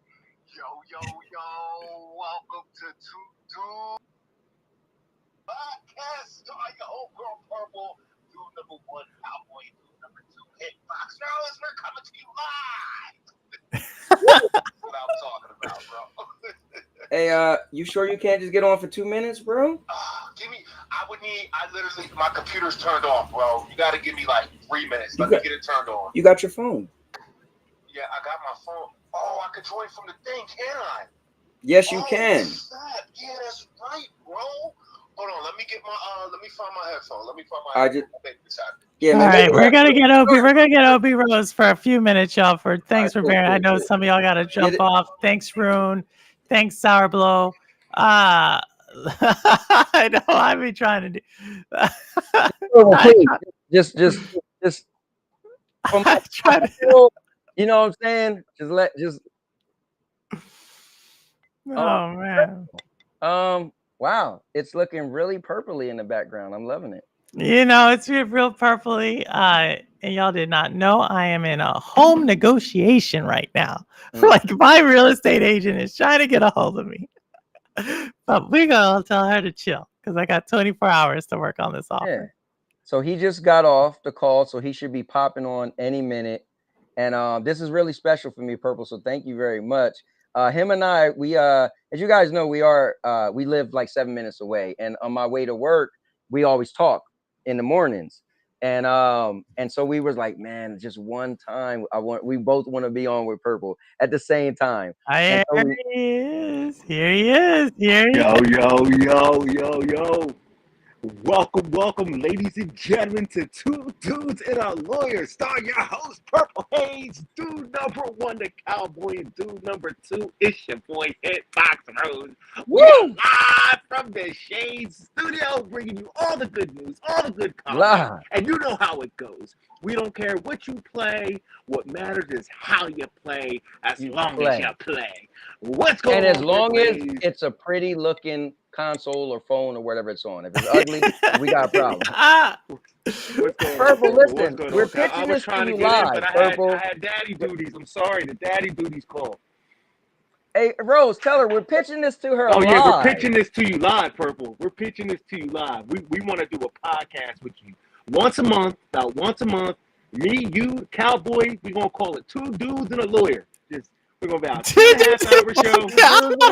Hang out. Yeah, it's catchy, right? Check it out, right? Purple. I was thinking Purple Cowboy at first, but now we Rose in the building. A lawyer. Like, I don't know about that. Yeah.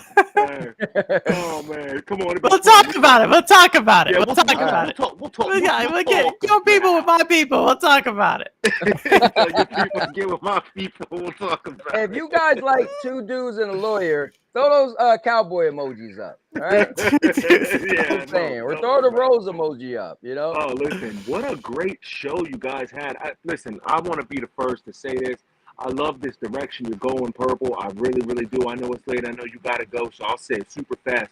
But I love this whole thing, bringing the alumni back and then asking questions and then letting other people ask them questions. That is just so great and so awesome. Looking forward to all that you got to do for us for the rest of this year and the following next year. Cowboy, you know I love you, so I always love seeing you jump around. But we need you to stop coming on Purple Show and talk about you, the Cake Man. Come on, bro. Purple started that, all right? All I know is Severance started. Okay, well, I came on and I heard a host and you talking about cake one day, and I was like, wait, are they talking about cake? So, Rose, since you on here, come on, you got a question for me, man? Let me ask you a question. All right, let me ask, why don't you take off that silly hat? No, I'm just messing with you, bro. Listen, okay, real quick. When are you and I going to get a real 1st to 10? No BS, a real one. None of this fake play. When we going to get a real one? And matter of fact, that's how we should open. That's exactly how we're going to open Two Dudes and a Lawyer. All right, it's going to start out with the 1st to 10 commentary. All right. Me whooping your tail, all 10 matches. Oh, and Thrash, if you're still listening, bro, I'm going to need an invite to that tech tournament. Just saying, man. I like to push buttons. I like to push buttons a lot. Just want to throw that out there. You just like to hear yourself talk, or you want me to answer the question? Oh, you can answer the question. Oh, you know what? Don't speak. Do me a favor. Gwen Stefani told me to tell you not to speak. Don't speak, all right? What's got to happen right now is it's going on 11, and we got to get up out of here. That's what we got to do, all right? Purple said it's a school night. Look at you. You ready to go to 2 o'clock in the morning. Y'all know Cowboy used to stream for like 8 hours. Like, yeah. Hey, listen. All I know is a certain somebody on this panel, they like to come on my show, and I'm like, I'm done in 5 minutes, and we go an extra 2 hours. So all I know is we could go. We could go, baby. Let's go. Right, Purple? We can go. We still got 15 people watching. They want to go. Remy better get we gotta. Well, let me just respond to you, Rose. Listen, man. thanks for coming on. I'm glad. I know you got daddy duties. I know you was waiting for a while, and I know Sourbloww went on and on with his Xbox rhetoric is garbage. But thank Nah, you he's for cool. They coming would eat on, me up man. on that channel, bro. They would eat me alive on that channel, big Listen, time. And I'm not even. I'm like, yo, I just want to play good games. listen. I just want to thank you for jumping on. Your question Thank was y'all. whack, but we can't expect much from you anyway. But I'm just glad that you're somebody I know outside of the virtual world, and you whack outside the virtual world too. Oh But you wow. got a good heart, and that's why I keep you around. If it wasn't for that, you'll be like All right. Pentiment and Grounded to me. I can't believe you said that to that man. Yo, that was a crazy point, Listen, though. I'm You keeping was it like, real, wait a minute, bro. out all the I'm games shocked you he I was said like, you that. know what? I was like, yo, I'm not doing this. Nah. Oh wait, I got a legitimate question for you, Cowboy. Cowboy, Right, I got a cool. legitimate question for you. Cool. All right. Yo, you think I can hold like $4? Bro, you down the road? I'll bring it right now. Nah. You know? Bring it right now. I still gotta go out there and switch cars with Sandy. So. Yeah, I'm sorry. I get even sillier as I start getting tired. So That's all of us. But I see ya. All right. Well, All right. Well, Rose, it was cool, man. I said I can't wait to the day Purple let me on when you're on. I thought it was gonna be a little more energy and stuff, but you kind of Dude, it's tired right 11. Yo, now. I've been up since like 5:00 in the morning. Man, you deal with a 5-month baby. You deal with a 5-month screaming and shouting. I got 4 and kids. Yelling. I know what it's about. Wow, you got 4. Listen to the guy who got I got 4 kids. Listen to him complain. I did my time 4 though. kids. No, it ain't my fault. You Now like he 80 did years his old time. having newborn. Yo, I don't know. I don't know bro. why. I don't know why. I'm getting older. Hey, Purple, my man gonna be 98 when his son is 18. Purple. My man gonna be 98 years old when his son turns 18. No, I'm not pulling Al Pacino. Al Pacino just had one. They said that Joker like 92. I'm like, why? I didn't think my man thing still worked. Yo, that's wild, bro. I didn't Oh even my care, gosh. Science is real. Y'all are man, crazy. this is turning into Purple After Dark. No, we are not doing that right. We're not doing that tonight. What do you mean? This could turn into 2 guys and a lawyer. Yeah, 2 dudes and a lawyer. We'll be back. Oh my gosh, baby. Next up with Obi Rose thing. Hitbox Rose, y'all. If y'all ever want to watch Street Fighter, does his stuff Wednesdays on his channels, Obi's Cantina, if you can catch him. Doing amazing stuff. So thank you so much, Obi, for coming by and staying up. And but y'all know Purple trying to take this face off. So hey, Purple, do me a favor though. Just get rid of him so we can end it with you and me. I don't want him sharing the stage. Yeah, well, you know what? I'm gonna head out. I'm gonna head out anyway. Hey, listen, cool. y'all be safe, play fun, and I'll catch y'all sometime next week. Oh no, right. Purple Sunday, 7 o'clock, 8 o'clock, Sunday, 8 o'clock, 8 o'clock, and we're playing Runes game. We're playing Runes game on Sunday. What happened to Edith Finch? So all right, okay, all right, later. Okay, Cowboy. Last words. Purple. Thank you so much. I'm just happy that after all this time, we're still cool, closer than ever. I like to say. The connection we have is cool. I love cool people. I know I could be an idiot sometimes. I push some people away because I got a big mouth, but it's just cool to see how close we are. Thank you for allowing me, 1, to be the first person to come on, 2, to be the first person to come back on. That means a lot to me. You don't know it. And I just again, for this whole Stadia community thing, I thank you for holding it down. And I don't know, I enjoy you as a person. I enjoy you as a content creator. Sometimes you and I talk behind the scenes. Sometimes when you come on and extend my show for 2 hours, we still talk for another hour when the camera's off. So I enjoy you and everything you do. And I just appreciate, like I said, I know some people in high places, Purple Haze. So oh my gosh, thank you so much. And I just want to say thank you for coming on, Cowboy, for doing this. I know you didn't do your show today. So thanks for bringing the energy, and thanks for everybody who came on to ask Cowboy questions. Like I said, it's a different format to bring on the alumni. I've been really trying to think about how to bring on the alumni. We already know their gaming journey. A lot of us are starting to follow new channels and with them if you didn't know them. So how to make it interesting. So let me know the feedback, in the chat. And Ghost in the Garage, I see you there. Thanks for coming by. And just everybody in chat, thank you again. Y'all were having a blast there. I loved it. we had Xbox people, PlayStation people, PC people, just cloud gaming people. We had just so many people in there, and it's really what it's about. It's like saying, I guess like still having fun gaming, but also saying your opinion and why you think a game's better or systems. That's cool to me. So thank you all. I truly mean that. But with that, here we go. Here we It go. sounds a little like I don't care where you game, how you game, why you game, what you game on, how long you've been gaming. As long as it's a pretty console and you are gaming, I did it just for you. As long as you're gaming, you're good with me. And as always, this is Purple Haze, and the proof is in the plane. All right, later, y'all. Thanks again so much.